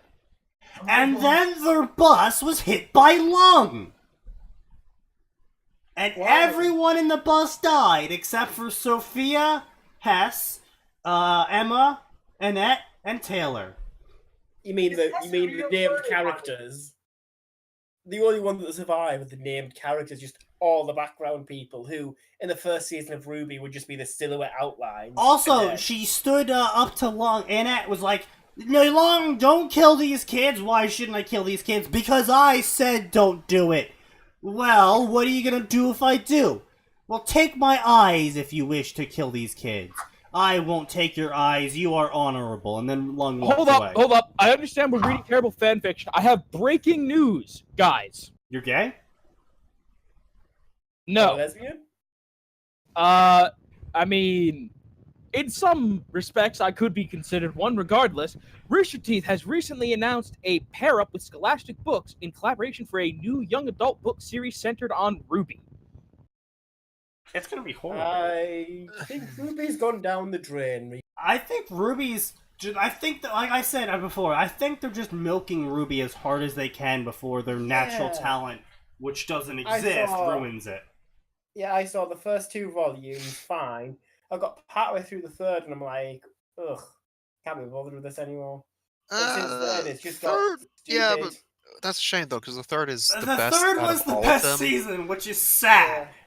Yeah. They still have Sneaky, yet I dropped to the article in surpass Fic 9K in case you want to take a look at it for the stream. No, I'm good. Oh, they've God. all heard my complaints with Rooster Teeth before. Also, YA book series. Be prepared for John to be described as a cerulean-eyed. Okay, so it's called blonde-haired After the youth. Fall, and it's focused on Team Coffee. Milk They're gonna that they're cow, gonna ruin Team milk, Coffee milk, for me, milk aren't that they? cow. Hell yes! They're beating that dead horse. Great. They're going to ruin an amazing set of characters. Yep. Great. Oh, also, Max, this is something that only you will care about. The Gundam versus pools are going on, and someone did in fact use your favorite burning. Oh, this is like the third burning on stream, I think. Second or third. Oh, I didn't know you were watching. Well, you I've see, got it Lupine, tabbed. the reason why Yang beats Tifa is because the fandom is more toxic. And so therefore, if Death Battle said Tifa won, then they would get shit tons of death I was threats. gonna say, nobody cares about Final Fantasy VII anymore, and no one will care about Final Fantasy VII until a very important thing happens. Someday in the future, we'll get that Final Fantasy VII No, release. you won't. No. No, here's the Well, thing. wasn't there Sneaky. already going to be a Sneaky, Final Fantasy it- VII remake? Yeah, that's what I'm saying. Someday the Final Fantasy VII remake will happen. And at this point, I'm convinced it will be because people just want to see HD cross-dressing Cloud the filthy pervert. Well, no, here's the thing. We're still going to get it. They said we haven't stopped working on it. We just scrapped everything and decided to start from the ground up for like the second or third time. Yes. Yeah. We'll eventually get it, but it Someday. might turn into the next Final Fantasy 15. Anyway, Oh, so more about how It Taylor it is was now Judge of sisters with Cerberus Emma's and introduced me Sophia's. as- Anyway, there's 5 of us in here, so I'm gonna bow out to go play D&D. You Oh, bastard. have fun. This is Oh, please, you don't need me. You have an actual talented writer in Lupine. You have Cruel, and you have Max actually commenting tonight as well. This is true. Max is in fact putting his weight in. Which means I'm gonna steal Max's position as resident consultant and leave. Oof. That's not how my Oof. position Oof. works. It is now! Oof. Suck it! Oof. Oof. And Oh. he's gone. Shots I hope his fired. character chokes on the most embarrassing thing he can in World of D&D. Oh no, my characters are always the most unlucky. Your character's always choking on dick. Heyo. That's because I keep getting mind control. Mm-hmm. That's his excuse. My excuse is grey. Why are you sucking his dick? It's mind control. Just live with it. You have What not been is- that bad. No. No, right. I seduced one character, one. That was You it. fucked One a character. Medusa. Yeah. Wait, he what? There's one time of sexual You intercourse, put a and- slave collar on a Medusa. No. I wasn't on the slave collar on her. That was what the other ones did, so she didn't turn her back on us. I think. What the? What the? The thing is, Look, I'm gonna character- summarize this Grace one for you, character then Max. started using charm magic on mine. Lupine was The character playing a bard. Very. No, I wasn't. He was role playing a bard. Kind of. I was playing lawful stupid. Oh. You don't have to say anymore. I don't play much D&D, but I know enough about the alignments and the bitching that Sneaky and Atin do to understand what the lawful stupid is. Yeah. She wants to be everyone's friend. Anyway, so Taylor loved her new sisters and blah blah blah, and then blah blah blah. Wait, oh god. She's Emma's and Sophia's sister. Yes, Taylor is I- now sisters with Emma I and Sophia. hate Shadowstalker and Emma. Oh, and of course, Taylor was a strong older sister to them. Emma and Sophia cried when Annette went to work, but she was not. Huh? Hello? I can hear you, Uh-oh. Lupine. Hello? Lupine. Is I think Lupine he dying? can't hear us. Is Lupine Anyone killed? hear me? Oh no. Oh, Lupine right, is I can killed. hear you again.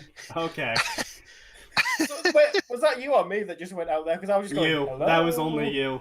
That was you. We could hear you, but Yeah, I couldn't hear anything there. Yep. Anyway, so Taylor is a big, strong, independent older sister who doesn't need no mom, while Sophia and Emma are weak and timid and afraid. Yes, of course. Well, I would say so on Emma's part. Sophia's just a bitch. Sophia saw the tears on Emma's face and was moved. She remembered what happened to her first mother. She'd vowed that she would grow up to be a hero who fought against the dragons and saved the damsels in distress, so no more little girls had to cry. So Sophia climbed onto Taylor's lap. On a fundamental level, this didn't bother Taylor. Not really. She had always been a friendly girl who appreciated hugs from strangers, which her father had been sure to put a stop to. On the more surface level, Taylor was bothered by this. She didn't want to be touched. She didn't want to be hugged. Oh, goodness. She was definitely not comfortable with this little girl chilling on her lap. At least it's not that fanfiction where Taylor turns everything into a hentai. It turned out to be unnecessary. Sophia had no intention of sitting on Taylor's lap. She was too young to enjoy such things. No, the lap was a means to an end on the pit stop of her journey. With a grunt of effort and a marginally louder grunt of discomfort from Taylor, Sophia wedged herself between Taylor and the window. This was not comfortable for Sophia. This was not comfortable for Taylor. Emma took the opportunity to squeeze in with glee. Taylor felt something like a sardine who had been unlucky enough to be packed with its upstairs neighbors, the ones who blasted their music at 2 a.m. and smelled vaguely of cheese. There is nothing wrong with smelling of cheese. It is a good scent. Unless overripe cheese, of course, then there's a problem there, but then that's not cheese. That's mold. Indeed. Anyway, so, neither of them smelled like cheese. They smelled like strawberries, like Taylor did, because of the shampoo in their house. This is starting to get a little bit weird. What kind of fucking story is this? It's just like, hey, let's just talk about really random shit. Yes. Also, Taylor prefers the scent of peaches. Why do we need to know this? Why are we being told this? Yo, it's super important, okay? Just trust them on this. The third tragedy happened when Sophia was only 13. She'd thrown herself into track and field. The short, vicious nature of sprints did wonders, venting the ugly feelings that began to crop up in her heart. Of course, this meant she stayed quite a bit after school. On that same token, traveled home alone, seeing as Taylor preferred her charts and models, and Emma had been taking to baking confections. It was hard on the budget and on the waistline. But were Annette a better mother, she would have curtailed the hobby. But she was a weak woman with a sweet tooth.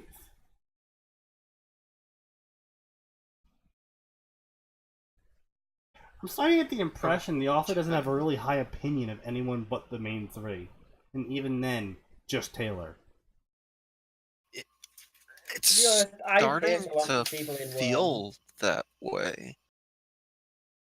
The night it happened, Taylor was with her, though. She'd finally gotten curious enough to hang around just to see what a javelin was like.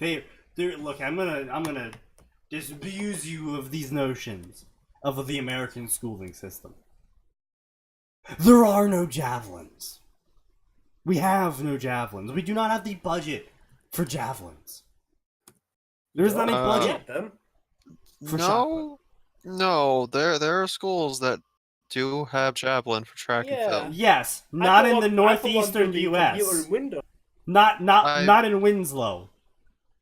Well, no, true. Probably not Winslow, no. But yeah, I distinctly remember. But they're not at Winslow yet. They're 13. They're like 8th grade of middle school. Okay, yes. I'm gonna let you guys in on this one. I've been to several middle schools in the Northeast. None of them have track and field. What, really? None of them.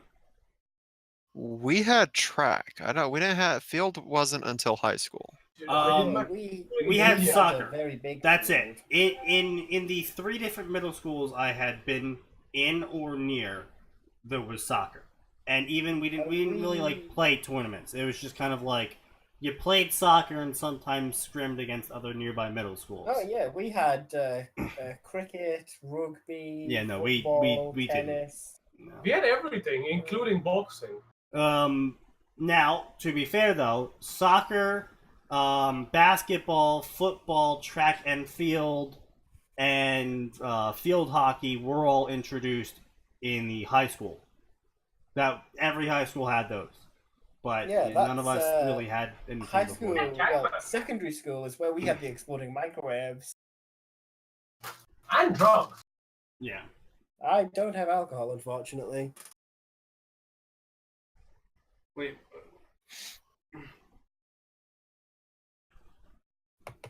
I look over. See, I look over to my chat again. For some reason, I keep looking to my chat, thinking I'm going to see some semblance of deep, intelligent conversation, and it's just Isley being a degenerate again, trapping whoever they're talking to into some weird Me, fucking mostly at the moment. conversation. What the fuck? I I regret looking at chat now. I don't even sometimes. You keep doing you, Isley. You keep doing you. I prefer not to have the FBI knock on my door, so I will refrain from answering any such questions. Anyway, blah blah blah. So they're walking together home, and then 3 big, dirty, tired, withdrawal-induced men ganged up on Sophia and Taylor. What's the age rating on this fic again? 4. The age rating on this fic would be T. Okay. Oh yeah, get that maximum viewer base, boys. And so, with Emma's need for a taste tester, Taylor had always a bit of a rounded figure. I'm guessing that means she's got a big ass and boobs? I don't... I was gonna say she's fat. Well, Yeah, like I'm thinking land whale. Well, I know. See, that's the thing, though, is I'm kind of confused by this. So the author is saying that Sophia is really fit-looking, and these 3 big, burly men are looking at these 2 girls, and they're like, "Yeah, we want to fuck the fat one." That's what it sounded like. Yeah, that's what I'm a bit confused. Like, I'm like, they're 13. It's if you're big, burly, smelly men suffering from withdrawal. You're merchant. Are you really gonna have preferences at that point? I'm just saying. Mom works in wondrous ways. Anyway, so Sophia was dumbfounded. The men completely ignored her like she wasn't even there. She's got to get jealous of Taylor's fatness, isn't she? She vaguely heard Taylor's muffled screams, but they were drowned out by the rushing of blood. What the fuck is going on? I think Taylor's about to get raped. She was snapped out of her daze by cloth fluttering from where it was thrown. Blue, Taylor screamed again. Sophia sprung at the men like a rifle, but there were 3 of them and she was a young girl. Just bring at someone like a rifle. One held her back while the other 2 undid their buckles. Oh dear. What the fuck? This is the Really? third. I want to keep everyone in mind. The first tragedy was Danny dying. The second tragedy was Taylor gaining 2 sisters. The third tragedy is apparently her almost being raped. At 13. At 13. Okay, so they're screaming and she wants to be stronger and she wants to do something. And the guy is about to fuck her and Sophia wants to disappear. No, It is Sophia a wants quickly to event. make them disappear. Make them disappear. Sophia started, like she had woken from a dream. I'm echoing from Cruel's speakers once again. Except this time, she was in a nightmare. But she was 'cause I'm- free. She'd fallen from the man's arms, and she knew on a visceral, bestial level he wouldn't be bothering her again. She ran to the men who were holding Taylor down. All it took was a touch, and the first one, then the others, were turned to mist and scattered into the wind. So what? She has a shaker power to delete people? I Delete think now. it's her regular power is to turn something into a mist form, usually herself, or things that she's touching. That's her. Well, breaker normally form. she has a changer So I'm power guessing- that turns herself and anything she's touching into Yeah, shadow. so I'm- This looks so like I'm to be a guessing- shaker power that turns No, other striker. people. Striker, sorry. That turns What? other people into dust. Yeah. I know they mentioned Seven Isley. I just want to say, where the fuck are they gonna go from here? Do we really want to know? I don't know. I really don't want to. It's changer because shifter would be like shifting their form, and it's Striker would be changing something or making an effect upon a touch. yeah, and changer would be like shifting energy states. No, that's breaker. Changer would Oh. be like a druid's wild shape, Right. changing physical form. Right. Whereas Breaker. is changing the properties of an object, mostly yourself. There's always more and it always gets worse. I should know that by now. Yes, Isley. I am very aware. Oh boy. Anyway, so Sophia stood there and Taylor wasn't moving, and then she was crying, and Sophia breathed out a wave of relief. The three men hadn't quite disappeared, only changed shape a little, and they suddenly snapped back to the way they previously were, only their pieces were out of order. Which any first-year medical student could identify with a few hits, was something of a problem when one is expecting a functional body. Ooh. The street they were in was filled with gore, and the walls were painted with blood. Oh, so she ghost formed them, and then the wind blew their smoky ghost forms apart, and then they turned back to normal, except that meant a lot of their insides were now everywhere but inside them. One might even say Sounds about painfully right. aware. Yes. Yes, one might say that, Isley. Anyway, so there's blood and guts everywhere, and Arms Master is coming down the street, but he arrived too slowly. He was examining the bodies. Taylor looked, her face went pale then red. No, she screamed and covered herself. Sophia was there, shoving her suddenly very threatening hands towards Arms Master. She hoped he wouldn't come closer. Arms Master stopped. He calculated everything. He wasn't stupid. He'd seen many trigger events. See, that's always something I never quite understood with Worm. Is like, okay, so anyone can theoretically trigger. And you're running a superpowered gang because you are a person who triggered and now you have superpowers. And so as your first act as a superpowered gang, you're like, yeah, let's start human trafficking people. Yep. And I have to sit there and be like, did you really think this through? Yeah. Nope. Yeah, I never quite understood that because like Yeah. China, so like Wild Sworn had China like on that where they were human trafficking people, and if someone the CUI. yeah, like if the person exhibited literally. powers, No, they would like no. brainwash them.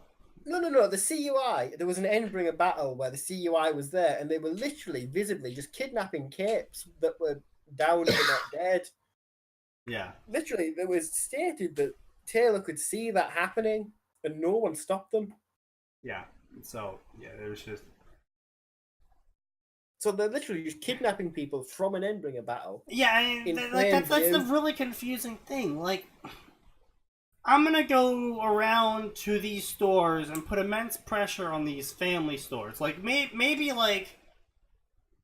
Because, I mean, even people late in their lives can trigger, but they usually trigger with weaker powers. It's usually the younger that you are, the stronger your power is for some fuck-all reason. That's like the parahuman sort of thing that they're basically guessing. Well, yeah, but that was part of Wildbow's Word of God shit that it's just like, what? Explains why Vista is so powerful, then. I mean, yeah, that's basically how he used it to explain away why Fortuna, Fedora Hat Girl, Contessa is so powerful, why Vista is so powerful, why the mayor's daughter has like this ungodly tier precog power. Like, it was, people called him out on it, like, why do these people have just so absurdly strong powers? Why do these people not? And he's like, oh, well, you see, that's because they triggered early.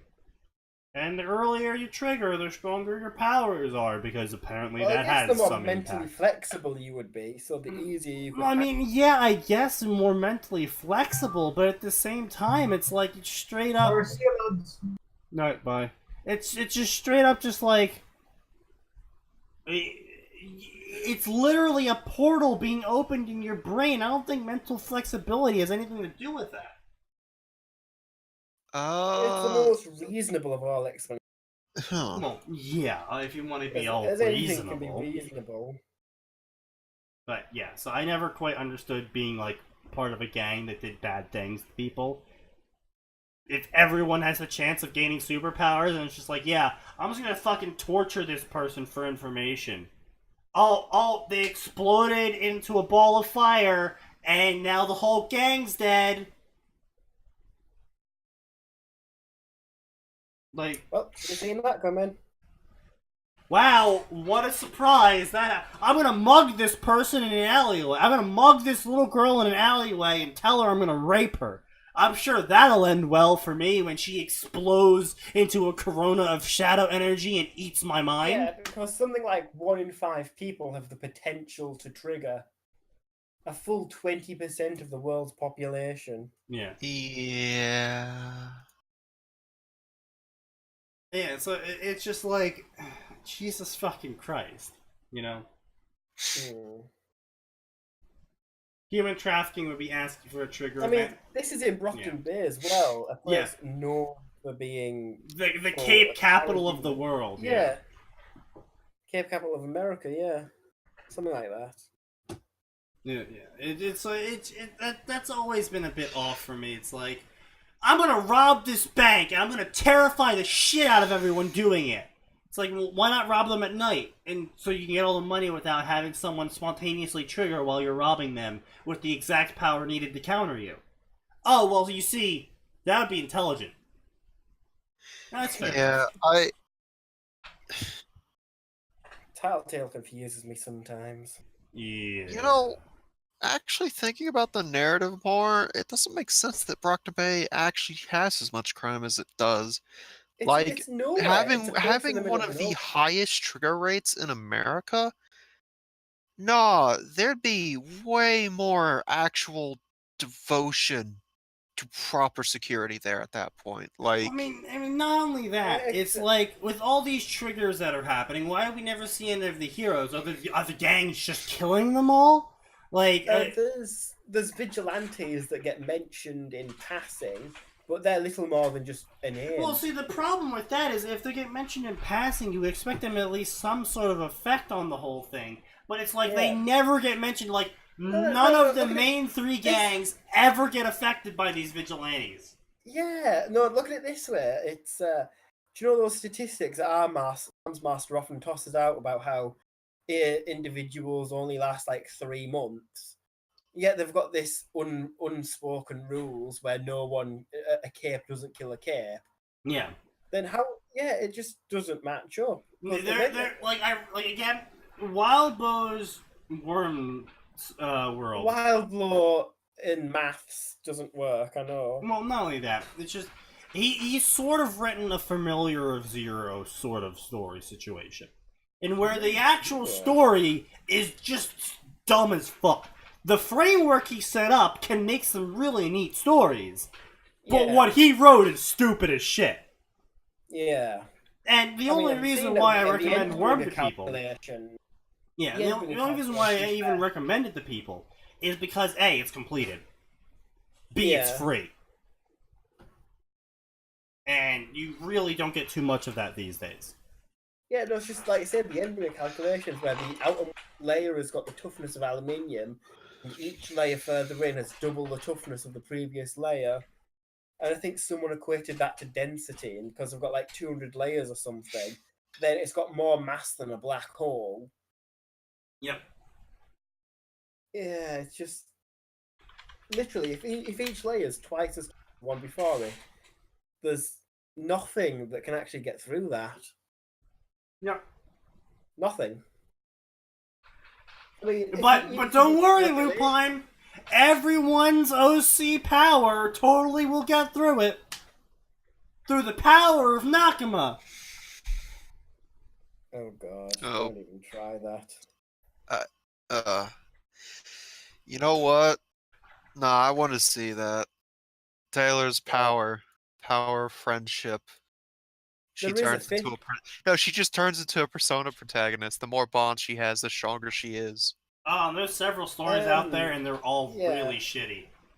Oh no. Yeah, I was gonna say there's another story where Taylor sees the best in everyone, and then she's a Super Mary Sue because she convinces like Nilbog to open a farm and stuff like that, and where she convinces Lung to become a police detective, and it's just like, honestly, what the fuck was I reading? That better have been her actual power then to be a Well, I remember one story on Sufficient Velocity called Therapy. And that was a story in which Taylor got a shard that fixes everyone's mental issues. Yeah, I remember that one. That was pretty good, and then it kind of stopped being good. Yeah, and then it stopped being good really fucking fast. And I got into and started a 30-plus page flame war with the author involved. Because the author declared certain conditions that are unsuitable for reproduction in a normal biological creature to be not mentally defective, and that the power would not fix it. Why? Just why? If you've made a power that can fix things, then why isn't it fixing things? And then he continued on to be like, oh, well, you see, it can't fix genetics. But at the same time, he was like, also, it fixes Alzheimer's. Wait. Okay. Did the author actually say that would fix Alzheimer's? Yes. The reason he gave as to why those certain conditions would not be fixed was because they were genetic based. But me and several other people were like, almost all mental disorders are genetic based. Yeah. Yeah, like Alzheimer's. That was what the Flame War was about. Think is genetics based. Alzheimer's, 100% genetics. Yeah. Is it? My granddad's got it. 100% genetics. It's just a thing that's going to happen if you have the genes. Pretty. Yep. I was not aware that actually did depend on your genes. Yep. That just always seemed like the natural declination of the human body. Just like, yeah, no, your brain's No, just genetics plays a part in it. It is possible to, even if your parents, grandparents, etc., didn't have it, it is possible for you to develop it. Yeah. But genetics does play a part in it. Yeah. And yeah, the author. So basically, the author was being hyper contradictory and completely wrong about how medical conditions work in the human body, and I called him out on it, and that ensued a 30-page flame war, in where the author was trying to be politically correct and pander. Pages? Well, that's because the mods shut it down 5 times, and said they would kill the thread if it kept going. 4 people got banned. Like, flat out banned. Not thread banned. Just banned. Yeah. So that was a thing. Yeah. Go off, stupid emails. But yes. So anyway, this story. Back to this story being bad. Yeah, that we've left for like 20 minutes. Anyway, so Taylor is seeing Armsmaster as God. You use her name, a strange name for a black girl, but you're too late. Oh. Apparently we're just switching to Armsmaster point of view completely fucking randomly.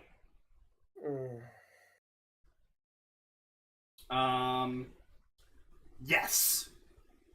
Blah blah blah, more Armsmaster point of view, painting him as a regretful hero. Blah blah blah. He's a glory hound. Then Battery showed up and just connected with the victims and helped them in a way Armsmaster never could. Why was she accepted and he reviled? Why was he useless? I hate this city, Armsmaster declared. The fuck is this characterization of Armsmaster? Oh, I'm gonna say. Do you know what amuses me? It's very not arms. Well, no, one of Wildblow's Word of Gods stated that God. if Coyle approached him with the fact that Dragon was an AI and suggested enslaving her and Armsmaster claiming credit for all of her inventions, Armsmaster would have gone along with that because he was that much of a glory hound. I really, really fucking doubt that. Like, yes, Wildbow's Word of Gods are like word of a god that's high, drunk, and on every form of drug. Also amnesiac. Yeah. Because, like, holy fucking shit. Some of the stuff he says and then contradicts himself on is crazy. And it gets worse. Because of course it does. Because he's also said shit like fucking, what was it? okay, here's the thing. Like pre-Leviathan fight, I could see Armsmaster considering it, but not outright doing it. Armsmaster was that shitty of a person pre-Leviathan. Okay, but even then, not really. Like, I actually had to go back and reread everything pre-Leviathan for the co-op story we're trying to write. And just for Armsmaster specifically, to get all the Armsmaster scenes.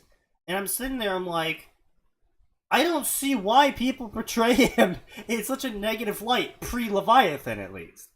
Like...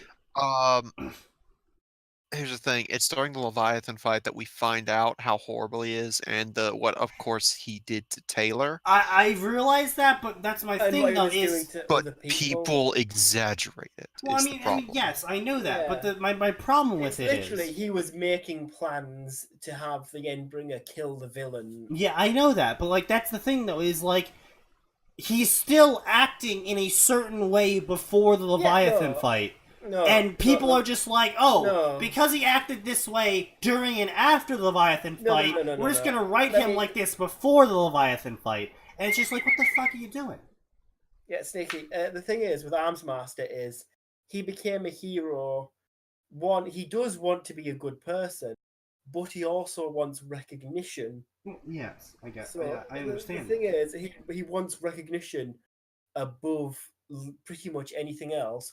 But he still wants to have a positive impact on things. So he would do whatever he could to become recognized as a person of note. Yeah. Because one of the things that he doesn't like is he's coming across the limits of his body, limits of his technology. What I'm saying is I see so many authors write pre-Leviathan Armsmaster in their stories as full-on turn to 11 Leviathan Armsmaster. When...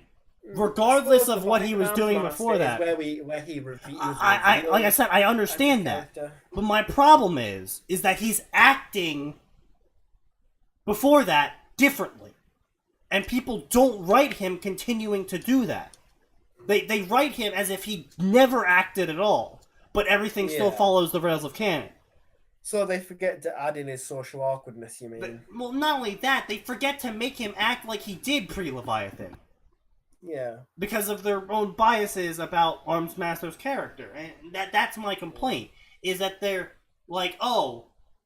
They're displaying what they believe is already there. Yeah, except it's like, okay, yeah, maybe that's true, but he didn't act like that pre-Leviathan for whatever reason, whether it was because he thought that was the best He was way more or subtle etc. about it at that point. Yeah, in it's time. just like consistency is all I ask for, and I get really aggravated because I see. Because I have read something about someone dissecting his and Taylor's first meeting. Yeah.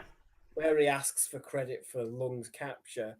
And it goes on for like this 10, 20-page essay saying about dissecting every little bit of the conversation and about how he does want to protect Taylor, but he's fully aware that this would help him. Oh, yeah. So he is doing something that he believes is right and helping someone, but it's for his cause Well, I mean, as well. even in the first confrontation, like, even from Taylor's point of view, the first thing that Taylor thinks when Armsmaster says, you should give me the credit for this, is he wants the credit so he can, be known for this. And then she goes, but he is kind of right. I would be in danger if I claimed credit for this. There's also the fact that, like, there was dozens of other ABB there.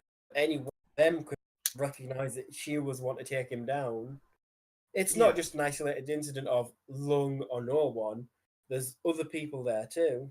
Yeah, and that's just Wildbow being bad at writing. Yeah. But yeah, no, it's just the community being inconsistent and hating a character because at one point they did one thing they didn't like, and then so clearly they were like that the entire time, and it was an accumulation of anger and resentment that had been building up over the course of You see that a lot in Harry Potter, especially with those like Narcissa Malfoy. Oh god, yeah. Because you know all about that, don't you? No, it's that one time that she decides that she really wants to save her family, so she lies about Harry being alive to Voldemort. It must mean she's an awesome, really amazing person. Yeah. That's just one example. This is by far the most negative I've heard you be on Worm, and yeah, other people spur me on. Anyway, so Armsmaster is still griping about being late. Lung, I'm gonna go kill people. I'm gonna kill them all. You do that. You're right. God, what was I thinking? I can't just kill everyone. Thanks, Hannah. Hannah? Miss Militia? She's just randomly there. Yeah, Militia showed up at some point.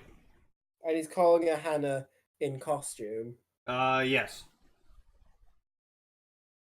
Okay, so yeah, we're just 100%ing just a massive switch to Armsmaster point of view now. This is no... Okay, we got to Tragedy 3 where Taylor almost gets raped. Then we swap over to Armsmaster point of view, and that's where the story ends.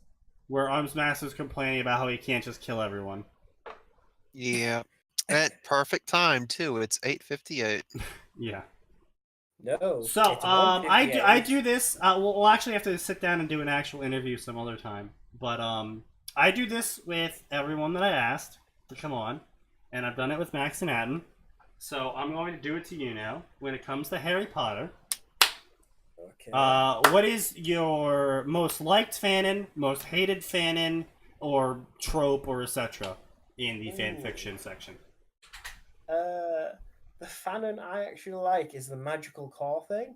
It doesn't actually exist in Harry Potter, but it's just something that would make sense because they have things that would boost that if they would have drain it.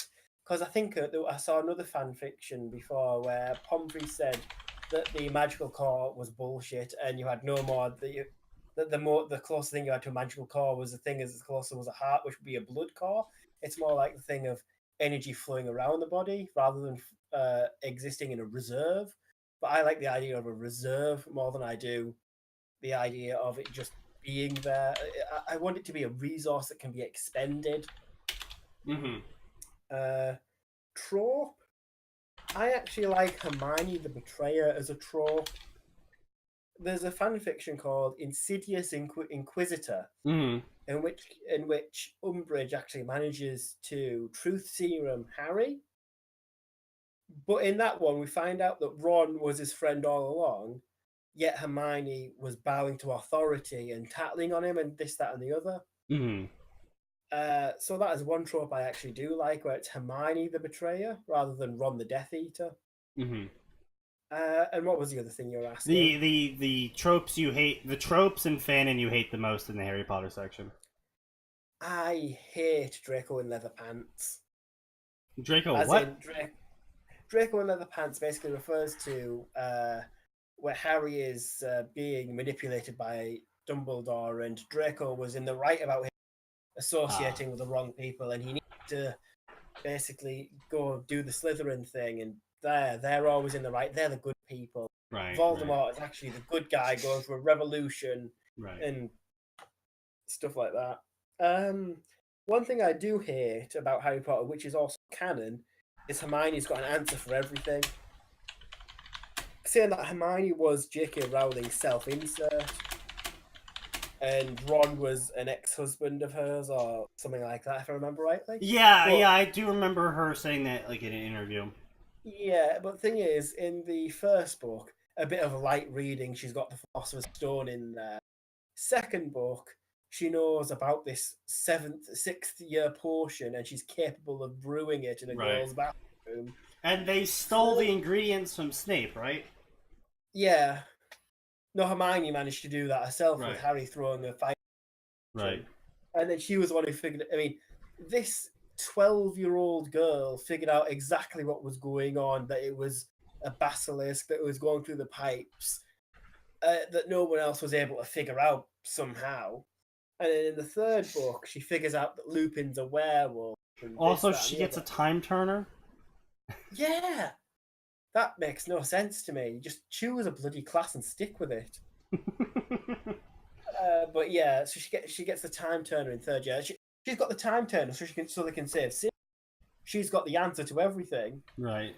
So you think that's a bit too exaggerated in fanon, or it's used too much? It's in canon and especially in fanon. Right. I mean, in fourth year, she's the one that researches all the spells. Right. In fifth year, she pretty much puts a gun to Harry's head and says, "You're teaching us magic." Yeah, she does do that. Yeah. Not quite that drastically, but she organises things before she's even talked to Harry about it. Because I remember when she convinces Harry to actually do it, he thinks it's her and Ron, but she's like, "Well, actually, I talked to a lot of people and we're meeting up at the Hog's Head." And he's like, "What? But I've only just said yes, not like 10 seconds ago." And then in sixth book, tell you one thing that really pisses me off is when Ron is competing for the position of keeper, and she uses this mind fuckery spell on him. Not him, on McLaggen, just so Ron can get the position, and it's just like, what the fuck? Yeah. So that's just stupid. And then Hermione's working out what the Horcruxes are. She works out where they might be. She's the one that takes them to the Forest of Dean and makes sure they survive. It's just so that's your biggest gripe with fanon, is that it sticks too close to the canon. It's not. It's just that Hermione's got an answer to everything. Everything. Would the runner up to that be Luna has an answer to everything? Oh goodness sake, bloody hell! That is a really shitty fanon. Like you say, it's in. I notice this a lot in Quatermaster's stories. Like I said. Right. It's whenever he's got a Final Fantasy crossover, Luna is a perfect Genova hybrid who knows about how the Cetra escaped the Final Fantasy world and came to Earth, and that's where all the wizards are descended from. Right. And some of the Guardian forces, the Aeons and stuff like that, move about the Final Fantasy worlds, and then some of them came here, and then it's just like, honestly, pack it in. The other thing that I really don't like is everyone knows what a Horcrux is. It's just like when Harry there's a time travel fix where he goes back in time. He talks to Sirius. He talks to Bill Weasley. He talks to Alistair Moody. He's like, it's a Horcrux, and they're like, those foul things, and I'm like, who the fuck doesn't know what a Horcrux is in this story? It's just like everyone that's relevant knows what a Horcrux is and how terrible things they are. So I'm going to ask you, because this didn't really come up too much in your Fates Gamble story, at least to my knowledge. What's your opinion on the friendly goblins, unfriendly goblins, inheritance sort of? I tried to address that in my Reinforced series. Yeah, I remember that one. Yeah, it didn't work too well, I don't think. But basically, the goblins aren't fond of wizards, in my opinion. They are professionals to a certain degree. That they will sneer as the best pureblood, but they will. I'm trying to approach it more as a time is money thing. Right. They'll be short and snappy, but be quick about it, and they'll be, yeah, that's a normal thing. Whereas if you try and say, oh, I'm awesome and amazing, they'll just get fed up with you. Right. Sort of thing. So I don't get the super honourable goblins thing. But when you see another fix, though, is it an instant killer? There's a fan fiction called Harry Crow, I think. Yes, I actually do like that one. Yeah, I think I've got it on my favourites list actually. Yeah. It's from a time I absolutely loved the Harry Hermione pairing. Before I started hating the character. Yeah. Saying that, I hate like 99% of Harry Potter characters. But anyway, yes, I did read through all of that, and honestly, I did like that story. It was a guilty pleasure of mine. Yeah. But the super honourable goblins from everywhere have kind of turned me off of it, I suppose. Yeah. Same like I've seen Hermione having an answer turned me off the Harry Hermione. Right. And I was never a Harry Ginny fan. J.K. Rowling can't write romance for shit. No, she can't. She really can't. Well, I appreciate you coming on when it was midnight and going till 2 in the morning with us. So I'll let you get some I'll still sleep. be in front of the half hour or so, if not more. Well, anyway, yeah, just. I'll do my sign off then. If you want to keep talking about it, you can stay in the voice. But I'll do my sign off and let these poor people go. See you, bye, whatever. Alright, everyone. So you can always catch us Tuesdays and Fridays from around 7 to around 9 p.m. Eastern Standard Time. Do remember Daylight Savings is currently active in the U.S. And if you want to catch previous episodes, they'll be here on Twitch for a month, and they will always be archived about a week late up onto YouTube due to the agreements I had to make with Twitch to get this channel associated. And as always, there's always more, and it always gets worse. See ya.